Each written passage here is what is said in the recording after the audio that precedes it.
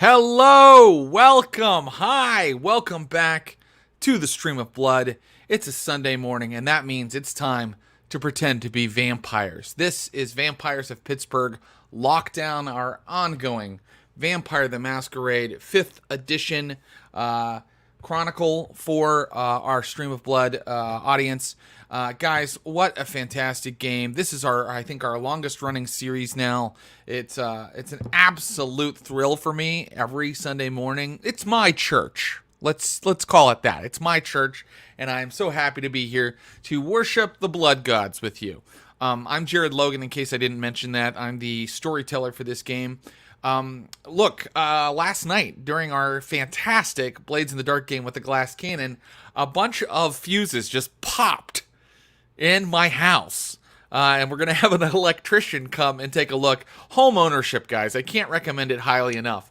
But we do have the green screen up, as we often do. And, today a little bit of my head is missing. I hope you'll forgive that. If you need it to kind of work it into the storyline of Vampires of Pittsburgh, just imagine that I'm a kindred that got embraced after getting, blasted in the back of the head with a shotgun. So, I'm like a kindred who's like, I'm a wheeler, I'm a dealer. But every time I turn around, you're like, part of his brain's missing.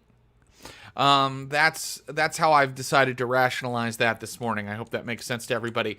I left this storyline, Vampires of Pittsburgh Lockdown, on a huge cliffhanger. We left it. I don't want to say I left it because this is a collaboration with my fantastic players. We left it on a huge cliffhanger, but the reason I was using the I pronoun was because I have gotten messages all over YouTube and some in the Discord where people are borderline mad at me. They are so afraid for the unlives of Curtis Krieger, Jen Brown, and Lucius Ali that people are they're like, we have beautiful, wonderful, fans who are just so articulate and lovely. But a lot of people have been like, are you getting TPK vibes from Jared? Jared better not do what I think he's going to do. Oh, that cliffhanger. Boy, am I. Oh, Jared. So, we'll see what happens today, because it is a really big episode. It is part 2 of an assault on the Camarilla compound at River Run Properties on Washington's Landing. Look, guys, I believe in old school game mastering, which means that I am an impartial observer. I simply portray the world honestly, and if our players fall, I will be as sad as you are, but it's not me, it's the game. Did that sound believable? Let's bring in our players. They are so lovely, so fantastic, and so talented. This guy, he can't get enough of me. We played a game of Blades in the Dark last night. He's back for more, always thirsty. Hunger 5, this guy. The brilliant improviser playing Curtis Krieger, a military man who finds himself having to work as sort of the war chief for a nascent band of anarchs. Curtis Krieger. Please welcome Ross Bryant. Oh man, hey Jared. God. Hey buddy. I'm glad to see that your electronic issues are dealt with. Although it provided an extra level of atmosphere last night when, from time to time, suddenly you were plunged into darkness and underlit by the eerie glow of your computer screen. I know, it was amazing. It was like, I think at one point, you were dealing with the ghost of a little girl in a tunnel, and suddenly all my lights went out, and I was like, it was right out of Annabelle creation. Yeah. Yes. You always reference that when you reference the great works of horror, Annabelle creation. Oh yeah. How are I only you reference that. Oh god. How are you on the Conjuring extended universe? Are you Yeah. I feel like my girlfriend and I are both really big horror fans, but we exist in these two circles of Venn diagram that kind of kiss in the center with 80s horror stuff, but I'm kind of more into the icky, slow moving, atmospheric body horror. Mm-hmm. I really want to see Suspiria and right. Society and stuff like that. And she is very much into stuff's jumping out at you for every which way, and you're getting jolted and shocked. And as much as I like horror movies, I'm a total wiener, and I don't like that sensation. So I saw Annabelle Creation in the theater, and I was like, I felt like I was having a panic attack the whole time. Wow, that's hilarious. Well, let's. What do you think, chat? Should we try to jolt and surprise Ross? See if we can scare Ross at 10:15 on a Sunday morning. I think that would be really fun. Guys, let's bring in your next player. And I kind of want to know her relationship with horror. I know her relationship with a sci-fi, fantasy, and these games, which she is a master. I would call her a master. She is an actor, a role player, a voice actor in a lot of great video games. And she plays Jen Brown, the brains of the operation. And unfortunately, the brain of this operation isn't always in control of what the hand is doing. But she's trying to keep it together, guys. And she at least has a pet gargoyle now. Please welcome, as Jen Brown, Ashley Birch, everybody. Hello. Howdy. Yeah. Howdy. Morning. I came to horror later in life. I was I was Ross in basically any. I remember my friend trying to show me Paranormal Activity. I watched the beginning like this, and then I had to go home. I was like, they didn't even get to the ghost part. It was just the footage of the family sleeping with no ghosty stuff, and I was like, I'm out. I can't. Yeah. I'm out. That part is scary. Just like It was spooky to me. Watching someone sleep is uncomfortable. It's I really didn't like odd. it. I had to go. But now I love horror.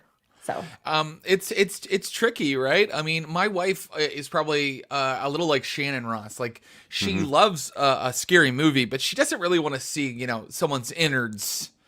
She doesn't want to see someone. She doesn't really like violence. Weirdly, I kind of love violence, but if it's fake, if it's fictional. But weirdly, like sometimes, ever since having a kid, sometimes if I see violence, I'm like.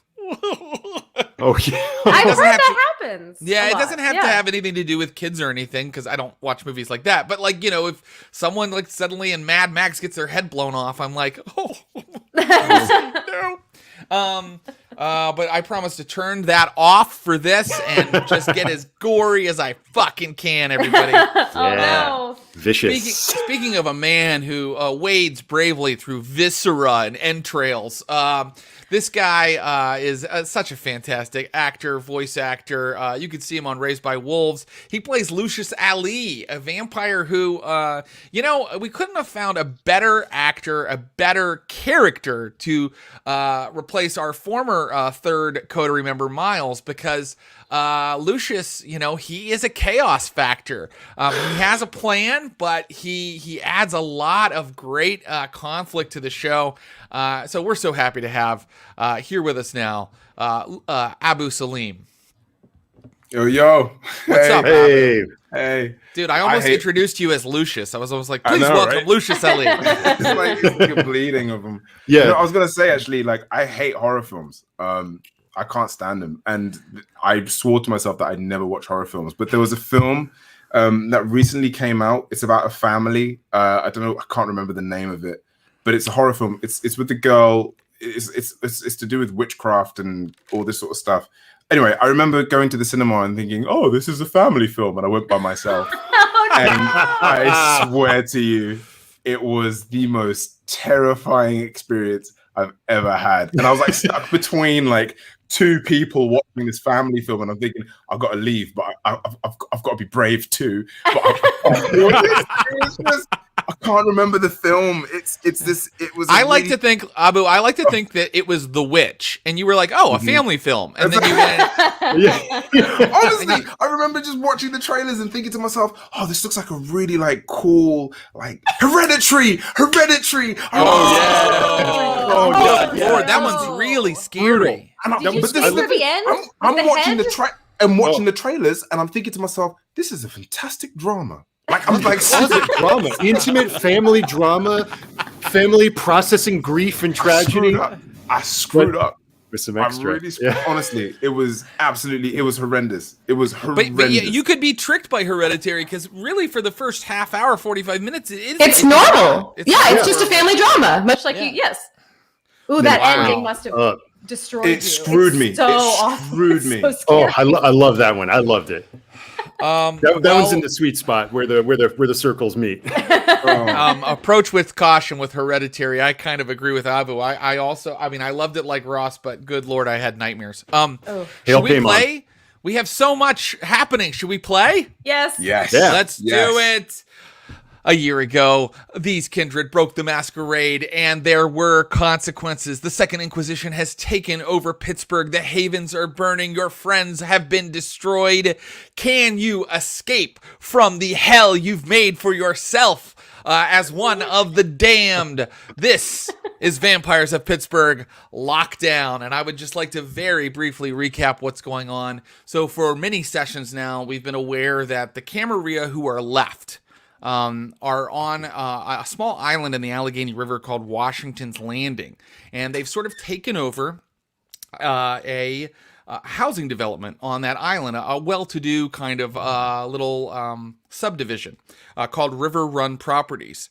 And our Anarch vampires found this out from various sources. They found out about this. They sent Lucius's touchstone, Clara, his sister, to kind of go and spy. They sent their various ghouls and mortal allies to go and spy on this place. Later, they ended up awakening a dangerous and a somewhat untrustworthy but quite powerful vampire named Alice. And Alice was even able to summon these ghosts called the Burnt Men, who in our last 2 sessions went and did really deep recon on this place and determined that the vampires in this subdivision all live on one little street. They have like one little section of the properties to themselves, right up against this wall that abuts like where the river, the island ends and the river begins. And this is called, I didn't tell you this last time, but this is Riverview Street, which is ironic because there's a wall blocking your view of the river, but that's where their houses are. And you determine that one house is apparently unguarded, completely unguarded. And you're not sure why. The other houses routinely have ghouls and mortals kind of moving in and out of them because these vampires are feeding. They are using some of the people that live in this subdivision as a herd. And of course, the ghouls are moving in and out because they're reporting to their vampire masters and guarding the place. The Second Inquisition has taken over Pittsburgh. And so security is at an all-time priority for the Camarilla vampires, who have been much diminished in number by this Second Inquisition takeover. So a plan was hatched, and there's a couple reasons that our coterie wanted to go and attack this place or infiltrate this place. And the reasons are, one, Jen Brown, her touchstone, Sabrina, long ago was ghouled to the Nosferatu. The Nosferatu are currently in charge of what's left of the Camarilla in Pittsburgh. Miss Sonia, one of our NPCs, is making a play for Prince, but until she clears up this sort of Inquisition attack on Pittsburgh, she won't be confirmed as Prince. You learned that from Marius Sakura, a mysterious stranger who came and tried to recruit you to his cause, and you guys said, fuck you. So she's there. She's got Sabrina with her, and Jen Brown, the Thin Blood, desperately wants to, of course, rescue her touchstone from these people. Second, Lucius Ali, his goal the entire lockdown storyline has been to confront and destroy his sire, Isabel, who we found out in the very first episode of Vampires of Pittsburgh Lockdown is the Archon that has come to visit Pittsburgh to try to help Sonia deal with this Inquisition attack. And Archon, of course, is a high-ranking member of the Camarilla that isn't attached to any one city. They're kind of like traveling judges, but also one-person strike forces. So the last time you saw her, she was wearing a creepy mask and fighting with giant K-bar knives. She is not someone to fuck with lightly. You've also found out that a former enemy, Erasmus, has been resurrected and is somewhere in this complex as well. To finally cut to the chase, I know there's so much to cover, but I think it's worth reminding ourselves. What the fuck are we doing?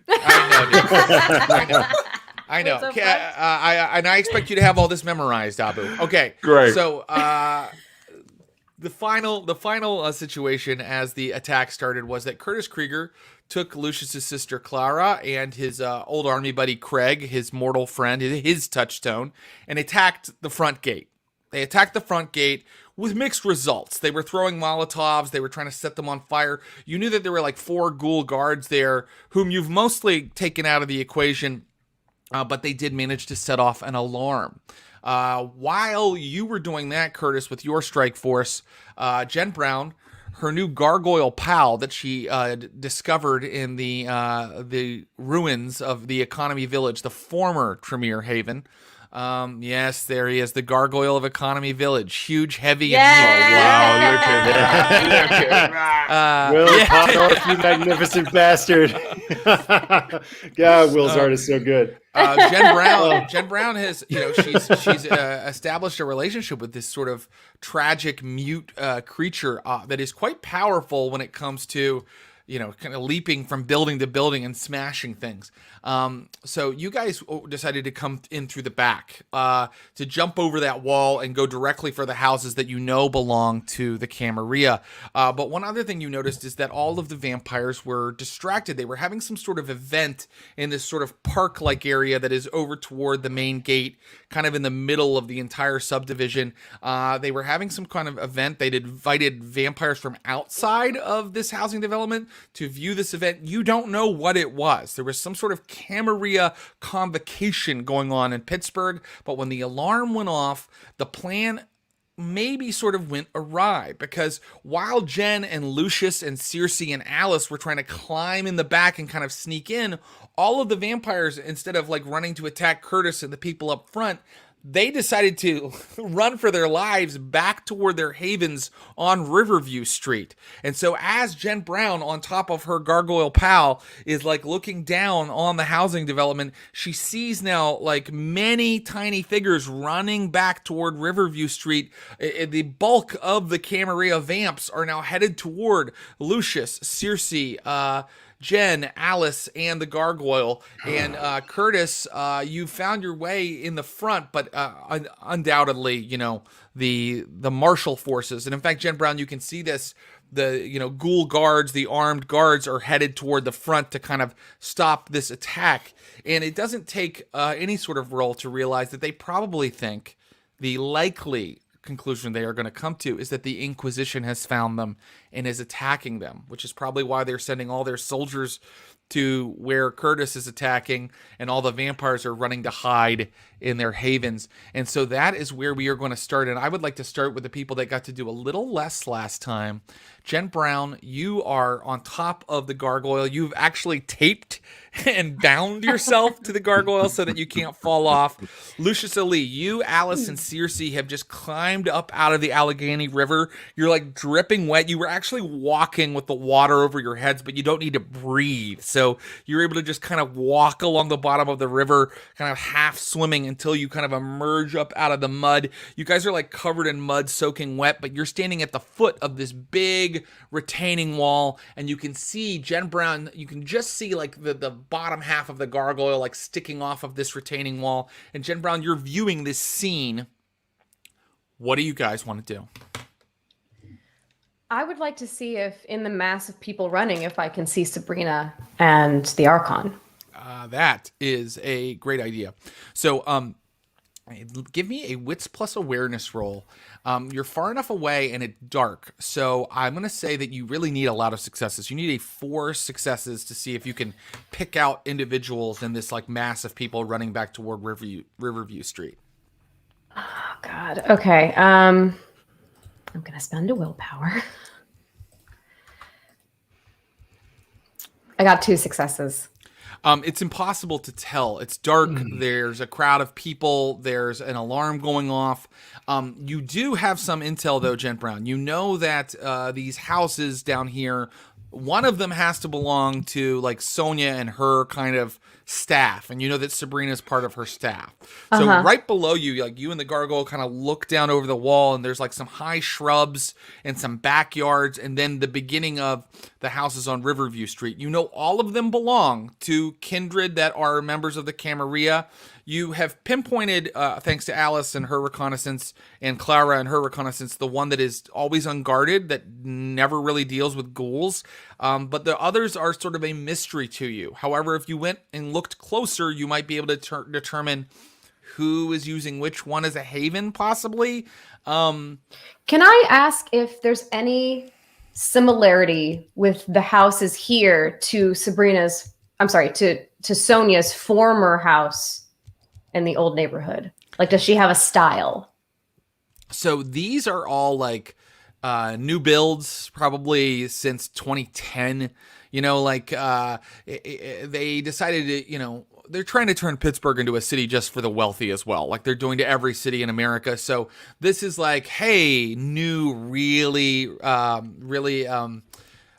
rich tech CEOs. Oh, Jen Brown, if you hadn't become a vampire, you might live in one of these places. Like, so none of these have a house style, but that's the kind of thing that you could you could look for if you got closer. Okay, then I'm going to, as stealthily as I can, on my little bud, who I really need to find a name for. I'm gonna try to slink down and stay hidden if I can in the shrubberies and the like. Yeah, well, we've determined that our friend is extremely stealthy for all of his bulk, as long as he is outdoors, or they are outdoors. We really haven't determined the sex, and I apologize. We haven't determined what kind of person is inside this gargoyle, or if they even have a sex. Okay, like without a sound, like you suddenly are like, you're kind of like suddenly horizontal as like the gargoyle like climbs Spider-Man style down the wall, and then there is some sound as like it shuffles through the bushes, and it's in the backyard of one of the houses. I'm gonna cut away for a second to see what Lucius wants to do. Lucius, as you and Alice and Circe come out of the muck, you can see that like Alice is like moving like an animal. She's just like, because she is at hunger 4 right now, thanks to you feeding on her. And she's really not waiting. She's immediately running toward the wall. Yeah, she's immediately running toward the wall and starting to scale it. I'm going to follow. Great. I don't want to make you roll to do this. I think that this wall is scalable to all of you. And I think it would be boring to have you just fall down into the mud. So, but I want to know, are you trying to do this quickly, or are you taking your time? If you're trying to really do it quickly or do some kind of special move with it, then I will make you roll. But if you're just trying to get to the top safely... yeah, I think I'm trying to keep up with Alice, just to ensure that she doesn't do something stupid. So that's kind of what I'm trying to do. Okay, so she gets to the top of the wall quite a bit before both of you, and she looks down at you and Circe, and you can tell she's about to leap over and in. Lucius, do you want to make some sort of roll to tell her to wait? Yes, absolutely.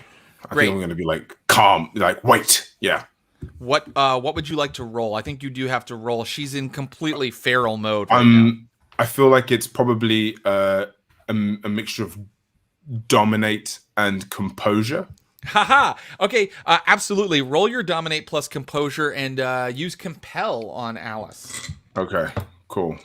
Because you said wait. You know what I mean? Like that's a clear compel. Should I roll a rouse check first? I think that let's see. Does it cost? I think it does. I think you might not need a rouse check for your level 1 compel. Let me make sure. Compel is free. You don't need a rouse check. Okay, cool. I got 2 successes. Great. Let's see how she does resisting it. And she's not so much going like, don't control me, as she's just so feral. It's hard for her to like focus. Okay. You win. Hey. She only got 1 success. So you like, she just like kind of sits there like shaking and waiting for you, and eventually you guys get to the top of the wall, and you're all there together. Like, so this is a place where you'd be silhouetted, that when these people get to River Run Properties, or when they get to Riverview Street, they'll be able to maybe see you. So you need to get off of this wall quickly. So what I do is, I think I'm gonna, as I get up and I see that she's waited patiently, I'm gonna like grab the back of her head, like kiss her on the forehead and be like, well done. And then sort of be like, look around and try and see where Jen has gone, to kind of follow her. Yeah. Basically.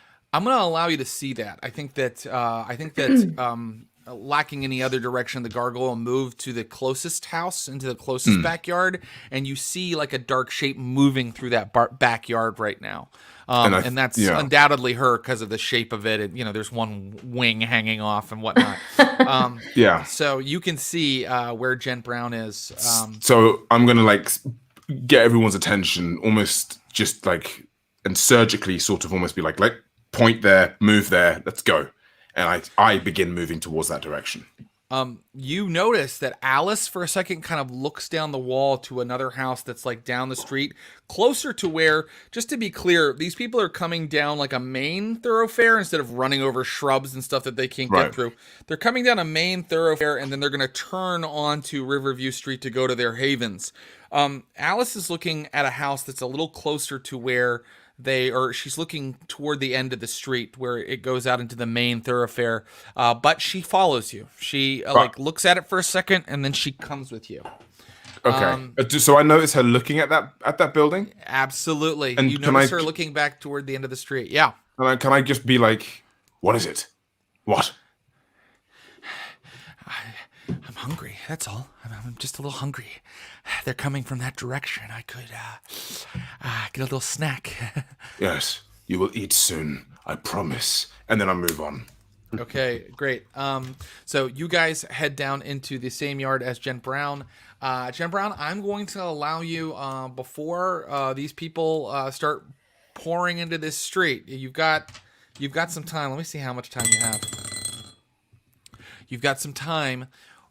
How are you investigating the houses, figuring out which one you think might hold Sabrina, or because that's who you're looking for, what you're going for, right? Yes. Mm-hmm. I think because it seemed like the house that Sonia was in last time had a specific vibe. And wasn't there one, and she had a family. She did. That she was feeding on. So I feel like if there's any way, because the gargoyle is also very fast. So if there's any way for him to them to quietly and quickly speed me past so I can look into windows. And if there's anything that jogs my memory and reminds me of the haven that Sonia used to have, I'm going to stop. I want you to give me a wits plus investigation roll. And the difficulty, because this is good thinking. This is actually quite good thinking. I'm going to make the difficulty only 3. Even though the gargoyle is speeding you past, you're looking for any kind of sign or detail to any of these houses that might let you go, oh, that's got to be Sonia's place. Well, I got a total failure, so I'm going to re-roll. But now I got 3 successes. There it is. Okay. So in fact, you the gargoyle takes you all the way down the street and you're starting to panic for a second. You're like, what? It's just a bunch of houses, you know what I mean? And then you're like, go around again. And the gargoyle is kind of leaping from, through the bushes and stuff. And you finally see this emblem on the door knocker of one of the houses. It is a kind of an eagle, but it's very stylized. It looks like very medieval or old European. It's like one of those eagles with out of the side. And it looks like some kind of national, Eastern European emblem or something to you. And it's a door knocker, right? And you notice that the door knockers on the other houses are pretty standard. But this one, it looks like it's been put in or something. What is your intelligence again? You can roll intelligence plus academics if you'd like on that. Intelligence plus academics. Okay. 1 success. Okay. You just know that this looks like what I told you. It looks like some kind of Eastern European thing. So if you'd like, you could investigate this house. I think that's my only lead, so I'm going to investigate the house. How do you want the gargoyle to enter? Because the gargoyle can leap onto the roof, go in the second floor. I mean, whatever you'd like to do. Obviously, my little bud is not great indoors. So I think if we could leap silently onto the roof, mm-hmm. and then if there's a way for me to peek in windows or something surreptitiously. Very good. You are on the roof and you peek into the windows and give me a wits plus awareness. Come on, baby. Wits plus awareness. Okay. Oh, God. Total failure. Okay. Well, here's what happens with your total failure. You're looking into one of the windows, the gargoyles behind you, and suddenly, like this, like slavering, like canine muzzle is just up against the window, like snarling at you, trying to bite you. But the glass is separating the two of you, and you jump back. I can tell you now that you can hear way down at the end of the block, like voices, and you can maybe see shadows in the lamplight. Lucius, Ali. Your team, Circe and Alice, where do you go? Do we hear this? You mean the dog? Yeah, and like what? Yeah, you jumped into the same backyard, right? So absolutely. And at first you all go tense because you're like, there's a dog. And then you realize that it must be like inside the house or something or at another property. But you hear it and it's like really kind of very loud and horrifying. I'm just gonna like run in the house to just take this dog out. Lucius and Alice and Circe get to the back door, and Lucius, you start bashing against the back door, and it is locked. So I'm going to say that it takes you a couple of rounds. So I'm just gonna put this here. It's gonna take you a couple rounds to get the back door open. By that time, people will probably be out on the street starting to go into their havens. Is that okay with you? Well, if I go to John, I don't mean to. That's an awesome action, and I don't mean to go. I feel like no, but I think I have to be realistic here. The houses aren't just kind of like open. So, do you want to climb to the next floor and bash your way in that way? That'd be a little quicker. Yeah, I think that's the case. I think I'm looking for the quickest way to kind of execute this noise right now. Okay, I'm gonna narrate it this way then. Lucius tries to bash, the door in, on the back door in the yard. It's like clearly very solid, and Alice is like, "Come on!" And she just like climbs up onto the roof, and you hear shattering. And then suddenly, you and Circe and Alice are all going in the top window, and Jen Brown, the wolf, and it is a wolf, turns away from you and like runs toward the back of the house on the second floor. Wolf. Meanwhile, Curtis Krieger. If only you had someone who could talk to dogs. Oh, Oh no! Yes, it's a real fucking wolf. Fuck. Okay, great. Curtis Krieger, these vampires have some security, Curtis Krieger, I'm going to, 3, 2, 1, done with the guys that you were dealing with initially, right? Like, you guys were handling them. You, Ruby, Craig, and Clara were handling them. But the alarm is still going off, and you can now see like flashlights like running toward you from that sort of courtyard park area I described that has like a bandstand and gazebo and stuff, and they're running toward the gate. And I couldn't perceive that gathering from my vantage point. That in addition to what's coming toward us, that there were no cool. Well, it's kind of flat, and it's just like, like it's a gate for a reason. It's to keep people from looking in, and there's like high walls and shrubs on either side of it. So you can't, but you do now perceive like a force headed toward you guys. And Clara is like, "Come on, let's go!" And like she's like heading toward it with a gun. And Craig's like, "What the fuck? Hey, Kurt! Like, are we gonna let this kid run in with us?" I try to pull her back. And she's like, "I can handle myself. I have to help Lucius." You're not going to help Lucius by getting yourself fucking killed in there. All right? Look. What do I do? This is for Craig and me, okay? Cover our entrance. As soon as we're in, get back to the Haven. You've done your part. You want me to leave? You've done your part. You created the diversion. Okay. Let's see how well you command her. Give me a leadership roll. Would that be charisma plus leadership? Sure. All right. Yeah, let's see. 2 successes. Enough. That's enough. Like she knows she's not insane. She's just overeager. She's like, "I'll stay with Brad at the car." And she runs back. If you see those Inquisition fucks coming, I need you to get out of here and don't lead them back to the Haven.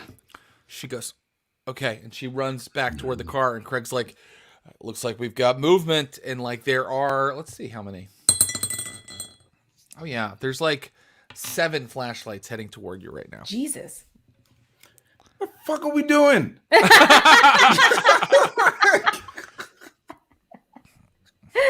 Curtis Krieger, what are Okay, you going to do? How many are coming towards us? 7 flashlights. You're Tight. counting a lot of flashlights heading toward you. Sick. Great. Sick, rad. Okay, and now we're on a bridge, right? The bridge is kind of back behind you a little bit. Okay, You're great. kind of like at like kind of a landing. Like you're on, you're well on the island. You're well on the island. Like you're actually on the like the back quarter of the island.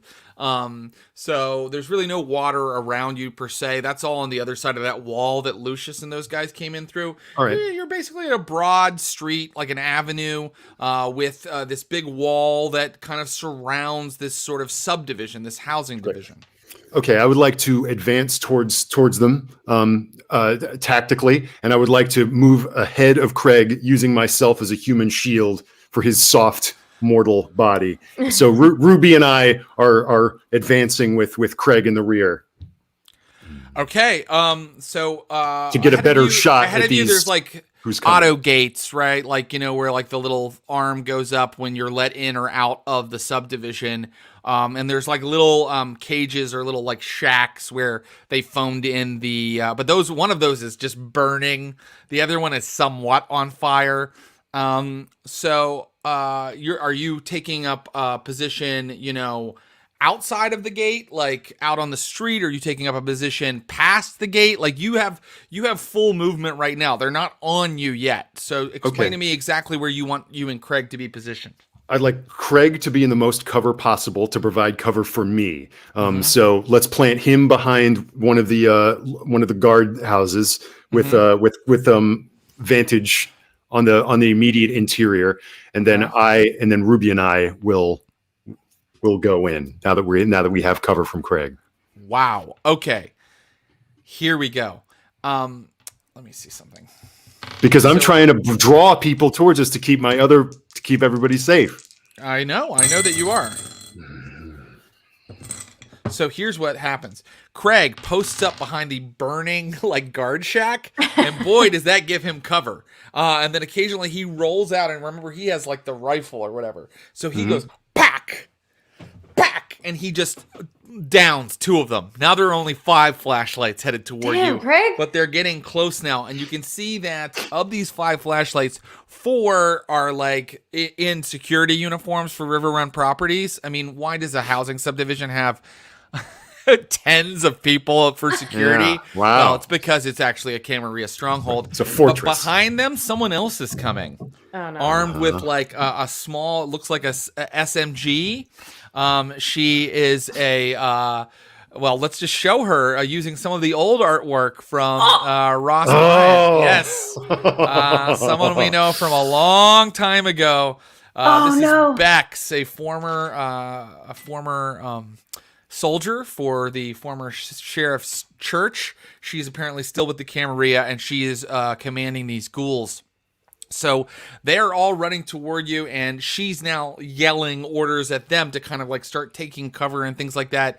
I guess they didn't design their stronghold perfectly because they are kind of out in the open here. Once you get through the gate, you're kind of out in the open. So they're now trying to run to the sides to where there is a little bit of greenery and things like that to flank you on either side, Curtis Krieger. And that is going to be their action. Including her. She's running to the right. So they're trying to get you like pincer maneuver, right? Okay. That's going to be their action this turn. What's your action going to be? I send Ruby to the left to take out the one that's trying to flank me from the left, while I take a shot at the flashlight trying to flank me on the right. Okay, great. Or if I can do that. Yeah, of course you can. Let's go ahead and have Ruby do her attack. That is pretty good. Let's see how this guy does to avoid it.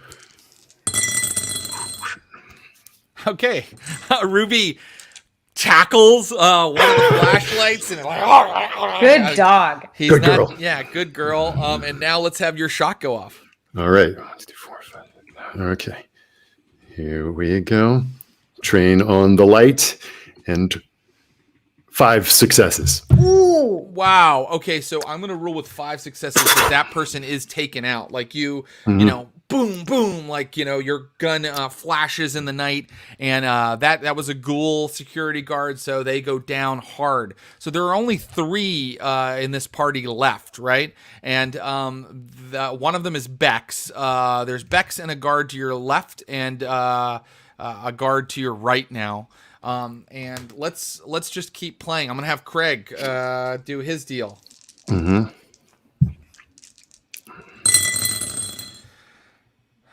Okay, Craig.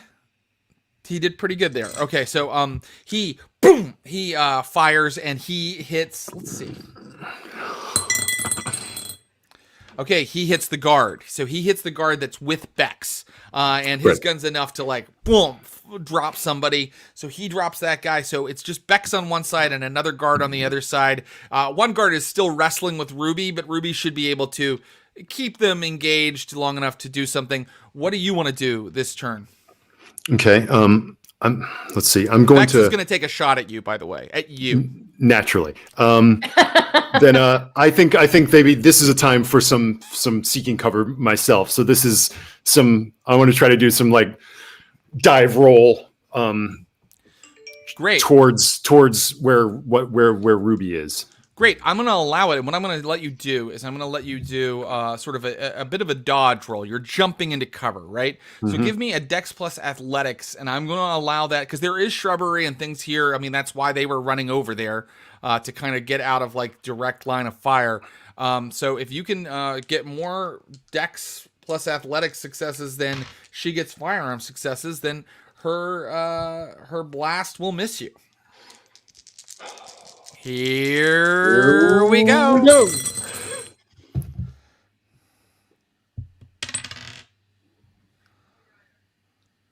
I shouldn't have drank so much tea. I'm really nervous. 4 successes. Guess what? She only got 3. So the blast misses you. Okay. Let's see. There's still a guy with Ruby. And then there's a guy over on the side with you that's not been taken out. So you kind of ran and got covered, but there's a guy over there with you. Yeah. I'm going to let him do something. Sure. I think I've got to let him do something. Here he goes. Sounds fair. He comes up behind you, and maybe like a fool, he's just trying to apprehend you.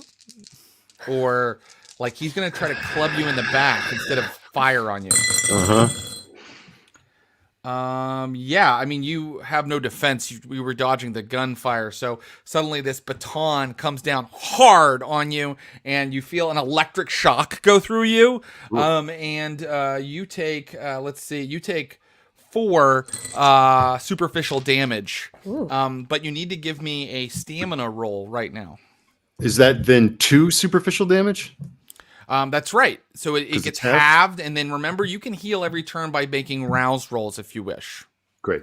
And you said a stamina? Yeah, give me a stamina roll right now. Just straight stamina? That's right. All right. Total failure. Oh dear. Okay, so now I'm going to rule that you are. This thing does like kind of override your nervous system, even if it's unnaturally kind of animated by Vitae, it still works. And so when you're hit with like an electric shock for a little bit, it kind of makes you like seize up. And so then I'm going to rule that guy is like, I got him. And Bex is like walking up on your dog. No. And on the ground, like trying to get command of my muscles as I'm watching Ruby. Like, no. Yeah. She's trying to get your dog off her guy, and she is going to fire on your dog. No. And Craig is going to fire on her.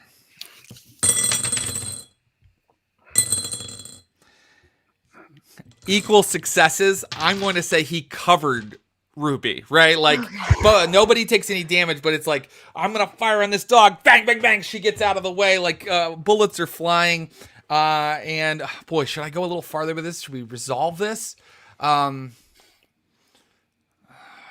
Let's see. Yeah, I think we gotta play this through a little bit longer. Okay, so let's say you can't act this round because you've been kind of like shocked. And Ruby has like a gun on her. Craig is up there. Fuck. I think Bex goes, surrender now. There are more people headed this way. Okay. Call off your guy. She's talking to you. Can I speak? Am I? You can speak. Back? You can speak. Okay. Okay. Okay. Yes. So it's like relax. And what do I do, Kurt? You hear Craig. Do I stand down? Where are all the weapons pointing? Yeah, the weapons right now. Bex has a weapon pointed at you. Ruby has finished with whatever that guard was, but she's growling at Bex. Bex has a gun pointed at you, and Craig has a gun pointed at her. And you know what? And then there's the guy with the baton. He's standing right over you. He can continue to bash you with it if he wants. Okay. You're kind of like captured a little bit, but not quite. Okay. It's a Mexican standoff. May I do something? It is a standoff. Yes, you may. Is it plausible that like, if he has eyes on me, that I could just like I do like some sort of like closed, a little like tactical sign language, and Craig would know to take the shot? I think it absolutely is plausible. You guys are long-term army buddies. He's your touchstone. You have a deep connection to him, and you fought before. So I think that's absolutely plausible. Who is he taking the shot on? Bex. So he sees like... and Bex goes, they're going! And then Craig fires. He fires to the tune of 3 successes. She doesn't have enough time to dodge. She takes... from his gun, like 6 superficial, which actually ends up being 3 superficial. But I'm going to see if it like drops her momentarily. She is a vampire, so she can take this kind of stuff, but without falling sometimes. Yeah, it does. So she gets hit by Craig's rifle and she falls to the ground. And that means that in this round, this guy is going to try to hit you with the baton again. What do you want to do? I want to so I've got a rifle in my hands. I want to parry his blow with my gun. Roll a dex plus or a strength plus melee. This is serious, man. Oh God! I'm loving this. Okay. I'm getting so many flashbacks to the finale of the last. Oh, the last storyline ended in chaos, Abu. It ended in chaos. Yeah. 3 successes. Okay, so guess what? You have parried it. You have parried it successfully. You've matched him, and I kind of want to resolve this conflict. We've had a couple rounds of it now. Who do you think won this one? I think here's what I'm gonna make you concede. You guys have to run in if you're running in now, or you have to run out. Like you haven't. Like she's gonna get back up, and more people are coming. So you need to make a call and go somewhere now. You can't sit here and continue fighting. You're gonna get overwhelmed. They're coming toward us. I think let's run not in, but away. Let's run out. Draw them again away from the complex. Okay, so I'm gonna rule that 8 more flashlights are headed from the houses as you as you take this moment to kind of go, let's go, Can I say that as I do that, as I parry that weapon, like the butt of my gun just like caves this guy's nose in as Of course, yeah, absolutely. And then we Bex, just book. who's taking like a rifle shot, is like getting up. Meanwhile, let's go back to our friends. And by the way, I just want to make sure I say, Curtis Krieger, yes, you do that. You, Craig, you fall back, and now all of those forces are like literally going to start coming out of the complex toward you. Now let's talk about it. Lucius Ali, you and Alice and Circe have come in the top floor, and a dog is snarling and moving toward you. It's not a dog, it's a wolf. Yeah. And Jen Brown, let's start with Jen Brown actually, because you're not immediately in conflict. Jen Brown, you are on top of the roof. You hear movement and breaking of glass in the back, and you can see that the kindred of this community are now moving down the street toward their havens. They haven't noticed you yet. What do you want to do? So now that the dog is gone, or the wolf, I should say, I can see inside this room, right? You can, yes. Do I see tech? Do I see anything that makes me think Sabrina or Sonia? Oh, interesting. Yeah, this room, when you go in, it seems really comfortable, and it's just piles of like smartphones. It's got like a desk, like also sunlight can get into this room. You open the closet, and there are sort of clothes that Sabrina would wear, although it's a much more muted ensemble than she would have had in the past. But like entire table is just filled with like, multi-monitor rig and things like that. So yeah, this is undoubtedly Sabrina's room, but Sabrina is not in it. Okay. The gargoyle starts to climb in after you. So I'm gonna stop them, and I'm going to get back on, and I'm gonna have us perch on the roof, because the gargoyle also knows what I'm looking for, because I showed the gargoyle Sabrina last time. So we're gonna perch and wait in the shadows and just basically scan and wait for her to show up, because I'm assuming that she's going to be running back to this place. Right. And so I will tell you that as you see various parties like kind of break off of this mass of kindred coming down the street and head into their various houses, you see a party of 4 headed toward this particular house. 2 ghoul guards and a kind of 2 women, and one is quite plump and kind of moving a little more slowly than the other one, who definitely has something glowing in her hand, a smartphone or something, and they are headed toward this house. But let's deal with the wolf. The wolf is going to snarl and attack the first person through the door, through the window, which in this case is Alice. Let me set the scene. You are in kind of a back bedroom, Lucius, and in fact Alice had to like break down boards that were like plastered over the window to keep sunlight out to get in. And as you all like land in this back bedroom, which is sort of like very homey and hearthy, with like lots of like Afghans and like old knickknacks and like figurines, like as you like kind of land in this room, suddenly in the doorway there is the snarling wolf you saw earlier, and it leaps and it's going to attack Alice, who was the first through. What do you want to do, Lucius? I'm going to literally jump and go to massacre this wolf. Great. Circe is 2, and so is Alice. So I'm going to go ahead and take 2 off of the wolf's die pool, because it's fighting 3 people at once, and it's going to make its attack, and you guys can make your attack. What are you attacking it with, Lucius? Just your fucking hands and teeth? I think I have a scalpel, don't I, in my inventory? Oh yeah. So I've just pulled that out, and I'm just gonna like Sweeney Todd it, like genuinely. Okay, I love it. Ooh, yeah. Normally, so go ahead and just give me a strength plus melee roll, and it will go ahead and attack Alice with its strength plus brawl roll. Let's see. Actually, I have it here somewhere. All right. Yeah. Oh my god, I lost a die. Okay. 2 successes. 2 successes. Okay.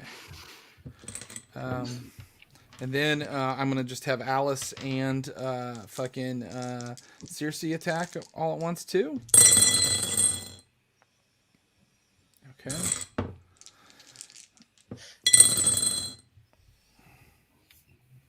Okay. And Alice surged.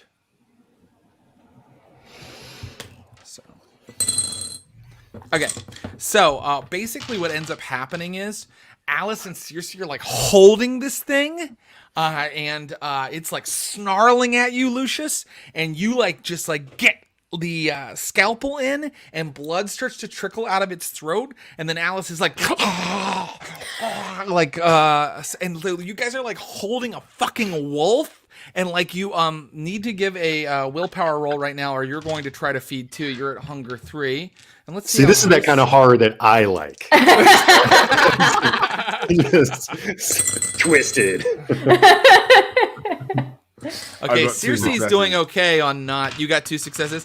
Okay, so Yeah. you can decide whether you want to feed or not. And the way you're feeding is like you haven't done a bite attack. I know bite attacks are complex, chat. You're just kind of you've opened it. You know, your 2 successes were enough to cut it open, and now like Alice is just like ravenous, and she's trying to drink from that wound.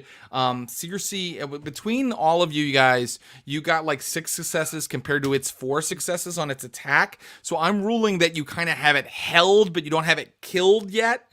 I do think that your scalpel did 3 damage to it, and it probably doesn't have a lot more damage that it can take.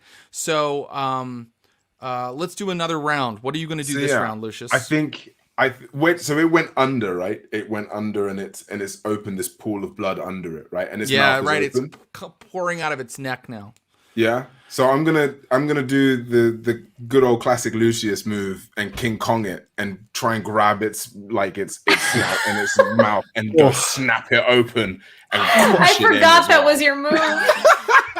Dislocating jaws. Literally, Gnarly. like a- Okay, kind so of thing. in order to muster the strength for that, I think you do need to rouse to Absolutely. like break something's jaw off of. So go ahead and give yourself a rouse roll. Add 1 to your strength plus. I'm gonna call that a brawl roll. So Okay. your total pool, if I'm correct, should be a 4.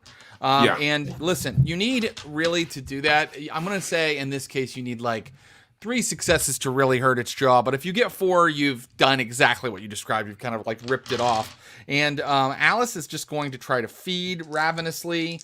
But can she take sustenance from a wolf? We'll see. And Circe's going to continue to try to hold it. So here's I got hungrier with my rouse, Okay. but I did get 4 successes. Holy shit. Okay. So Circe holds it down.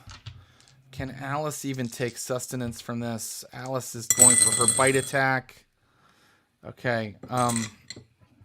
And you please describe to me what you do. You just did, but I do it again. literally like I'm just seeing like we've got this wolf round, and I've got this scalpel in it, and I leave the scalpel in it, and I can see this ravenous wolf. And I think maybe like in my childhood I got bitten by a dog, and I'm just really upset and really angry, and so I'm kind of grabbing the snout and just pulling it open, and I can feel like my anger and trauma hitting me.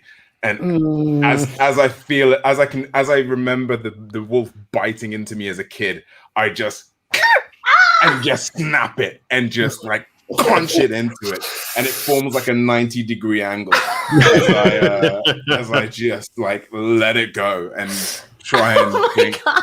But I just want everybody to know Ruby is doing great and being really helpful, Ruby is. helping everybody. But the evil Ruby has been horribly dispatched. So I'm going to go ahead and cut to the end of this little conflict. 3-on-1 was not quite fair to this wolf. It was probably expecting a single intruder. Here's what happens. Alice comes up from the thing and goes, nothing, shit, fuck this. And she starts like moving, like running through the top floor of the house toward the front of it. Oh my god! She can't take sustenance from animals, or not enough sustenance from animals. She's clearly still ravenous. Circe's like, where's she going? I'm gonna like go and run for her as well, like try and catch up with her, because yeah, she's a train wreck. Okay, because Jen Brown, you said you went back out onto the roof, right?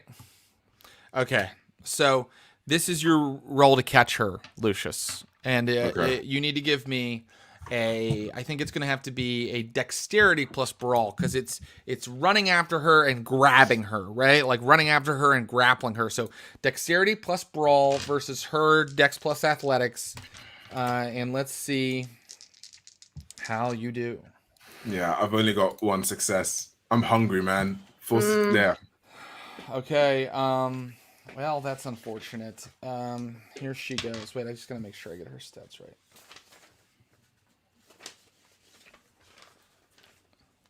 Here, I have them here. Okay.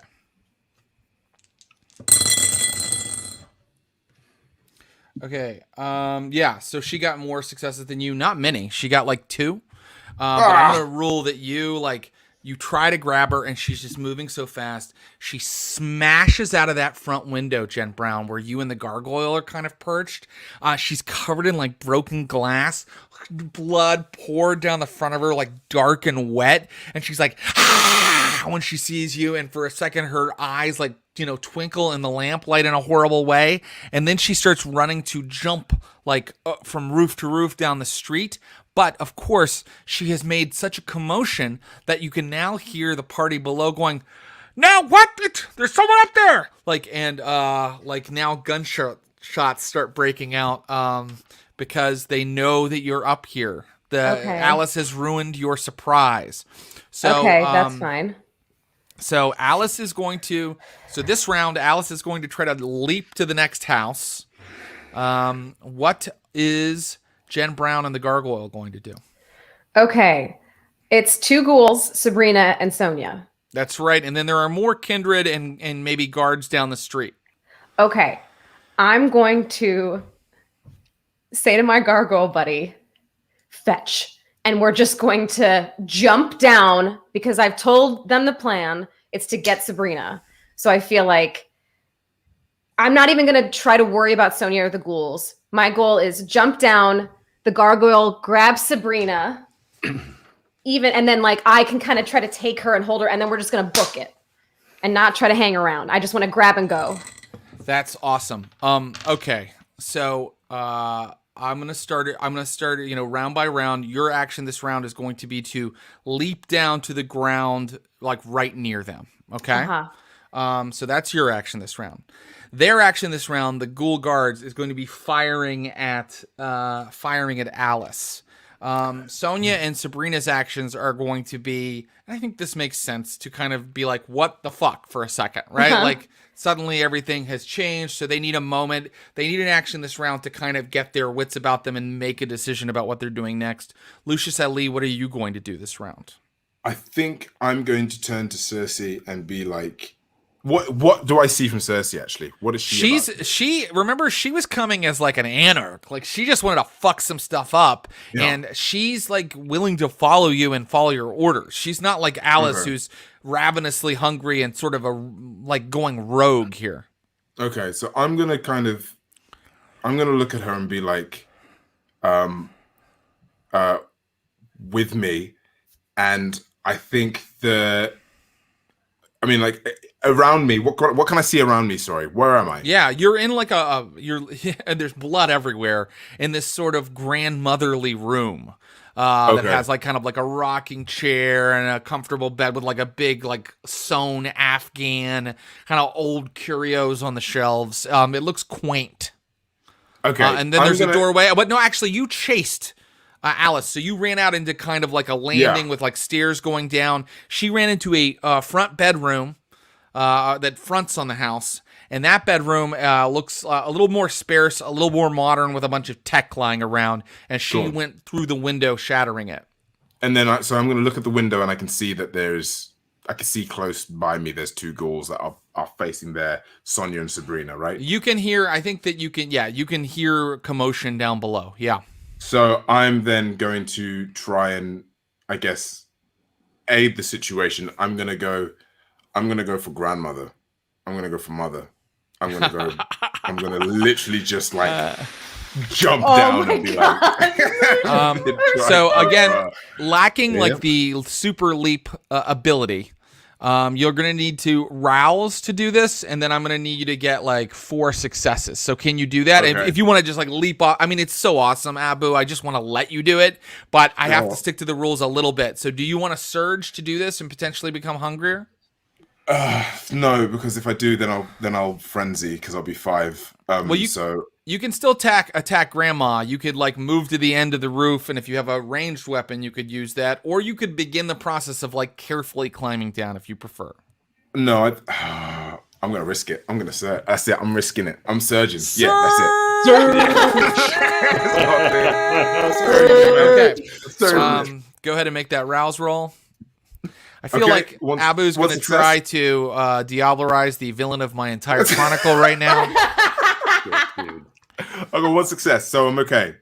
Okay, yeah, great. So you don't get hungrier. And with that surge, I will allow you to add a die to the, I think it's going to have to be dexterity plus athletics. And I want you to get 4 successes to leap off a roof into a fray. God, I literally have just 4. Then you did it. No, wait, no. As in, like, I've got a dice pool of 4. Oh, okay. Yep, that's right. It should be about 4. Yes! Oh, wow. So did you get 4? You got 4? It's the fucking Matrix leap. Yeah. So the gargoyle lands in front of them, and Lucius lands in front of them. Exact same way. And let's see. Let me make these ghoul guards fire on Alice. I'm like so hot right now. This is great. I'm like sweating and loving it. Like, okay. Oh my god. Alice takes a hit. Alice, they're like bang bang, and one of them clips her, and she's kind of like wobbling as she tries to leap to the next roof. And let's see. I'm gonna take some dice off for her leap. She fails her leap and falls in the shrubs and foliage between the two houses. But now we are about to start kind of a new kind of combat situation with this gargoyle, Sabrina, Sonia, the 2 ghouls, and Lucius. So I'm going to cut away. And I'm going to cut away back to our friend Curtis Krieger.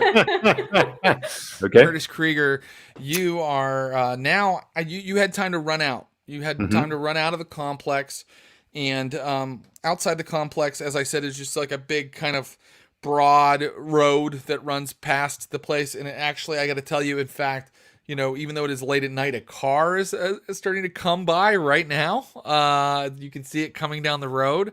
It is not the Tahoe. You can tell right away. It's like some kind of smaller car. It's a public road. I mean, it is out on this island, so it's not like commonly like very busy, but there's a car. You and Craig are right outside. Where do you guys want to post up? You have time to move.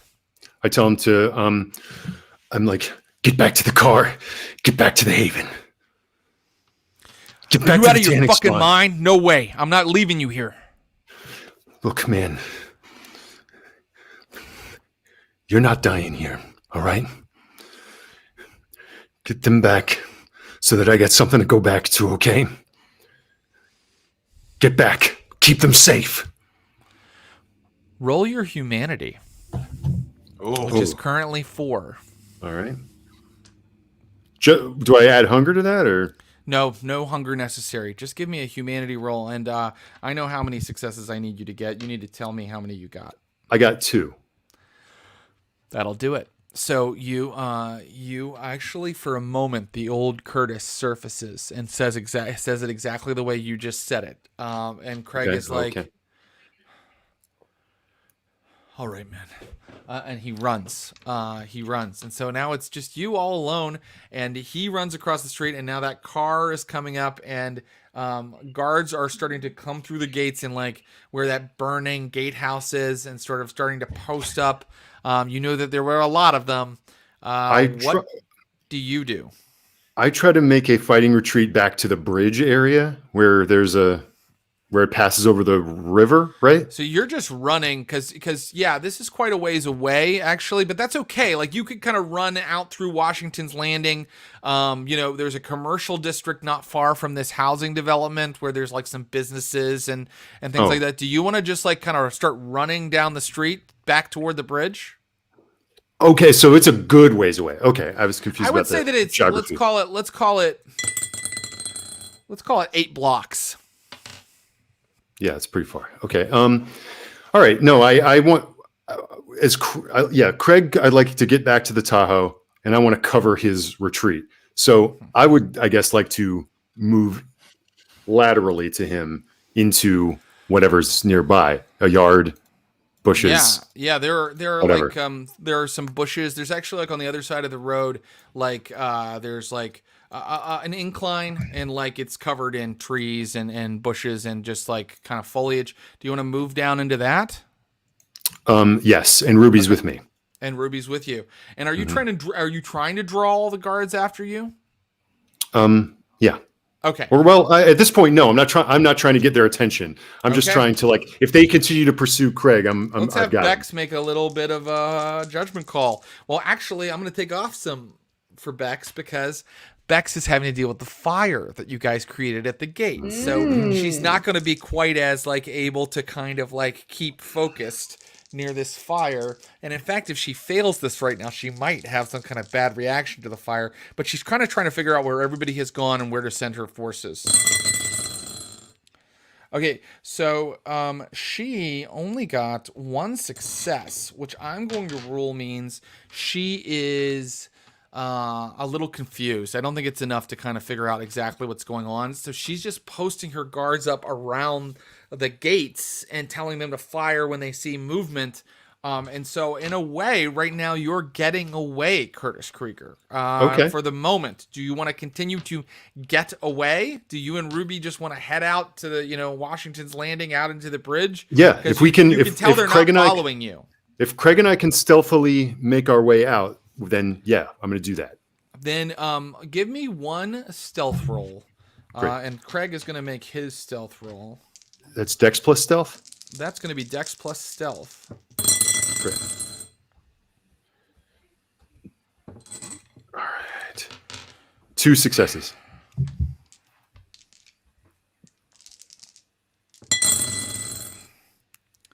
They saw Craig. Oh. Down there!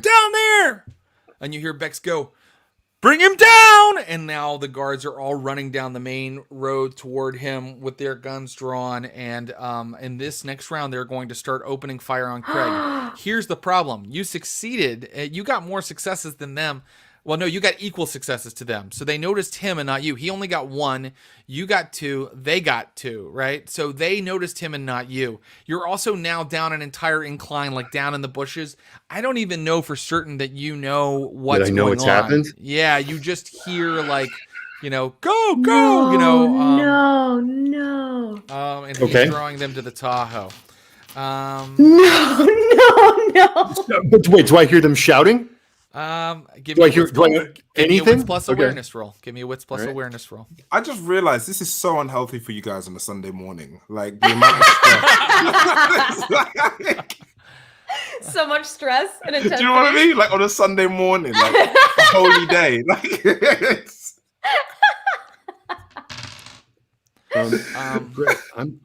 hold on. I'm even gonna fucking spend a willpower. 3 successes. 3 successes. Okay, so 3 successes means that you 3 successes means that you do hear them. You do hear what's going on, and you're quite aware. Okay, I double back and get up to where I can see the Craig's pursuers. Okay, great. You see like 4 guards running after him down the street. Great. Sorry, I have to do a little bit of something here. Sure. So you see 4 guards running after him down the street, and he is now turning to return fire because he can see that he's not covered at all, and you know that only about a block away the Tahoe with Clara and Brad is waiting. So let's have you do something else. What would you like to do now? They're going to fire on Craig. He's going to fire on them. That's what. How far away from them am I at this point? Now that I can see them, you're not. I mean, you're about 30 yards from them. Okay, I open up on them. Okay, great. Empty the clip. Great. Go ahead and make a fire roll. They're going to fire on Craig. He's going to fire on them. Right. Craig fires on them. does incredibly well because the thing he's good at is shooting guns. I will spend a willpower. All 4 of them fire on him. Ugh. This is bad. Wait. 1, 2, 3. That's a critical from one of them. Oh no. That's a critical from another one of them. I got 5 successes. 5 successes.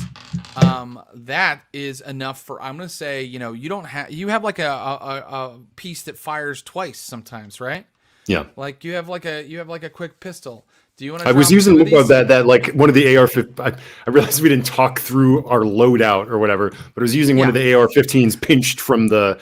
Look, I like to keep it loose, guys. I mean, if we get into the weeds on all of this, it'll take us forever to do an exciting. But I already combat. parried a blow. I think moved with to 5 that many successes, it's okay for you to hit 2 of these guys this round. Great. Would you like to do that? Yes, please. Would you like to hit the 2 that just got criticals against your friend? Sure. I'm going to allow that because there was another guy that also hit him. You drop the 2 guys that got criticals against your friend. Another guy does Oh God. 3 bad damage against our friend Craig. Craig is going to make his stamina roll. His stamina is not what it was because, routine drug use. He fails his stamina roll and is laying on the ground bleeding out. Fuck. And that's when a pair of headlights start coming down the street at 70 miles an hour, and you can see that they belong to a Tahoe. Honk, honk, honk. And here comes Brad's drive roll. Come on, Brad. Hell yeah, motherfucker. How does 5 successes sound, bitch? Good. I'm going to roll that Brad plows into whoever's left of these guards. Bex, of course, has stayed back because she couldn't handle the fire from the guardhouses. So he doesn't get her, but he plows into whoever's still standing from these guards. And Clara sticks her head out the window and is like, "Get in!" Craig's laying on the ground shot. Does Clara know medicine because of her brother? Dash over and load him, get him into the Tahoe. Good idea. Let's go back to the other party. Stay with me. Oh my god. Circe is going to carefully climb down the front of the building. Gargoyle and Jen, the 2 ghoul guards are kind of in front of you. Behind them are Sonia and Sabrina. What are you going to do this round? I just want to rush and scoop up Sabrina and then book it. That's what I want to do. So the gargoyle will roll for you. I think that, we can say that you can order the gargoyle and it'll do what you tell it to do. But I'm going to give it a +2 difficulty because it's got 2 people clearly like flanking them and trying to guard them and keep people off of them. So it needs to get, I'm going to say, and then Sabrina is going to resist as well. So she's going to roll her like Dex plus Athletics to sort of dodge its advance. And then the gargoyle is going to roll its Strength plus Brawl it needs to get +2 successes to get past the guards. Can I do anything to support? Like, I could do a compel, or can I say anything that helps the gargoyle? Yeah, you could actually. Do you want to try that? Yeah. Because it's not the gargoyle's action is not your action. Would you like to try to compel somebody?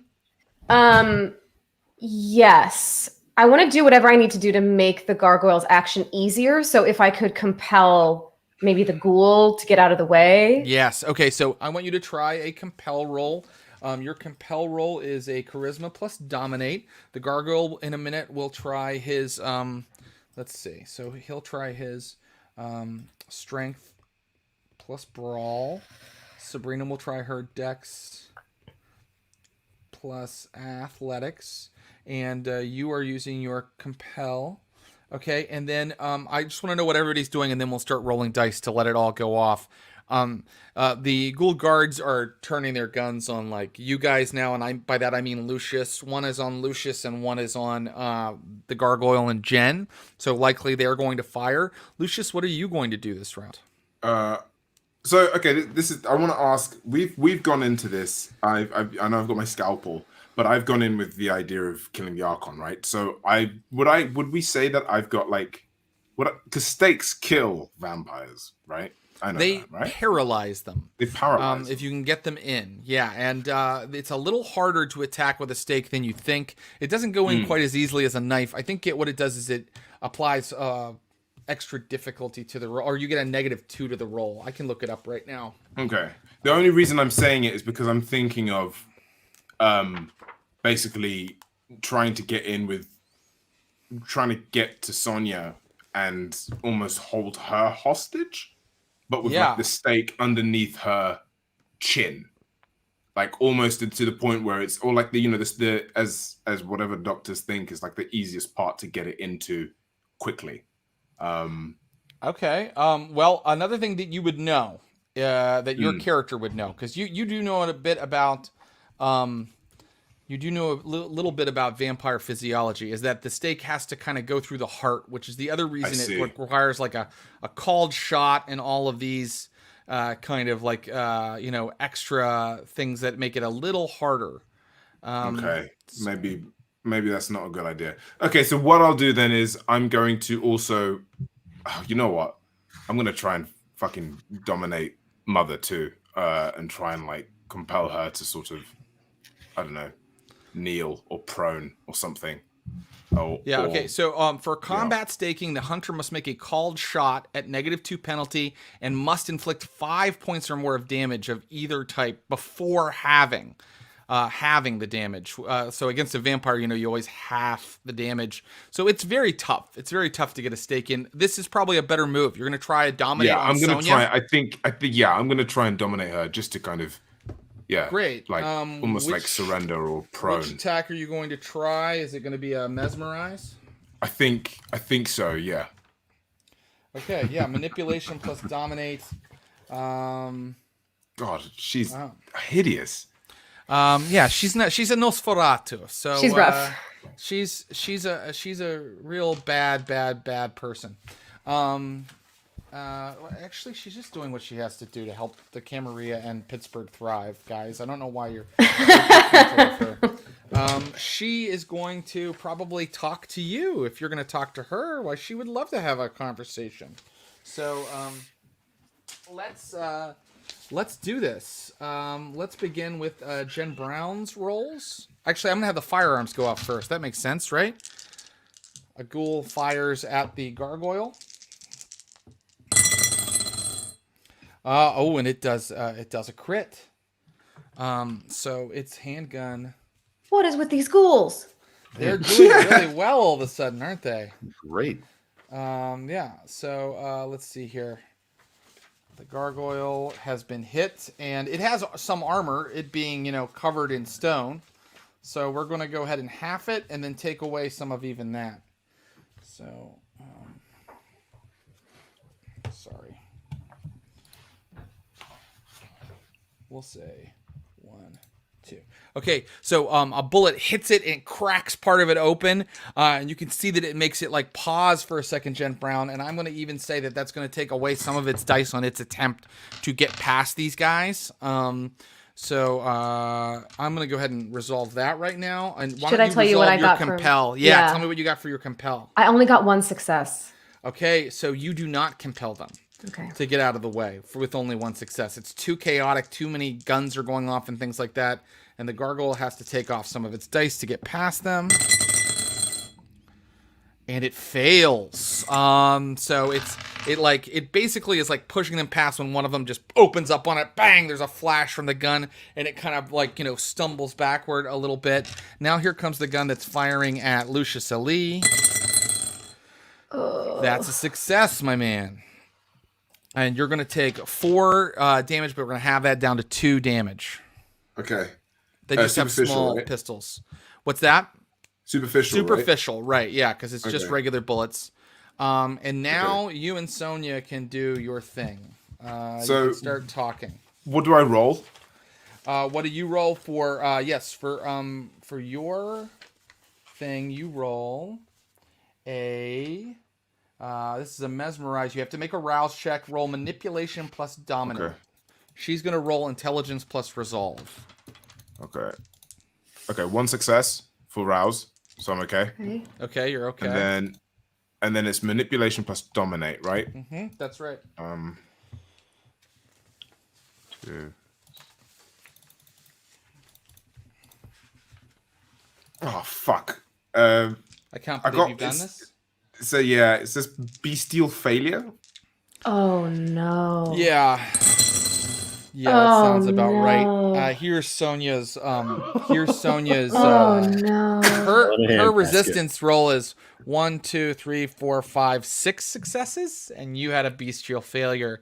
Oh no. Okay, so let's see here. I want to think carefully. And even see what Clinton Trucks thinks about what Sonia, what this means. Because a bestial failure on a mesmerize, I think you look into her eyes, and what are you saying to her before it all goes wrong, Lucius? I'm trying to tell her to call off her men and calm the fuck down. And she says, suddenly it's like, when the laser's going toward, and then all of a sudden the other laser makes it go back. Like suddenly, well, you get like, your bestial failure means that you get whammied. And hold on, I have to look something up. Sorry, I have to look something up very quickly, guys. Forgive me. Okay. Oh yeah. I gotta. We're so fucked. Right. We're so deeply fucked. Oh God! Somewhere, Curtis is loading the bleeding body of his friend into a Tahoe, thinking, at least Jen and Lucius is okay, right? Here we go. Okay. At least they're okay. Let's see. Yeah. I mean, yeah. She. You can tell that you didn't even have a little bit of an effect on her. Like there was no chance you were even going to break into the fortress of her mind. And maybe when you hit that sort of like kind of like indomitable will, Lucius, you weren't expecting that. You're looking at this ugly little old lady, and it just kind of fills you with like, like despair for a moment. And that's when I want you to make a willpower roll to prevent a flee frenzy. Okay. That's what your bestial failure does to you in this case. Okay. That's better than I thought. I thought that Sonia was going to take over his brain, and we were going to have like. I got 4 successes. Okay. Okay. Good. Okay, so you don't go into a flee frenzy, but I do think that I'm going to rule that you just kind of like lose a turn here. So next round, you just cower. Yeah, you're just kind of like, who is this lady? Who is this fucking woman? Yeah, exactly. She's the scariest vampire in the whole game. She's the scariest witch. She's scary.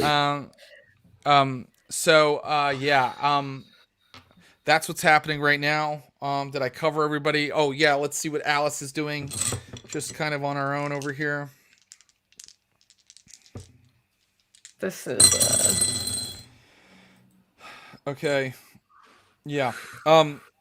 Now Curtis Krieger, you're off. You guys are driving. Are you headed back to the Haven? I'm so are we back with Curtis? Yes, for a moment. I'm looking up at Clara like and I don't have any medicine, so I'm just like God, this guy keeps getting shot. And I'm just like, do we need to get into a hospital?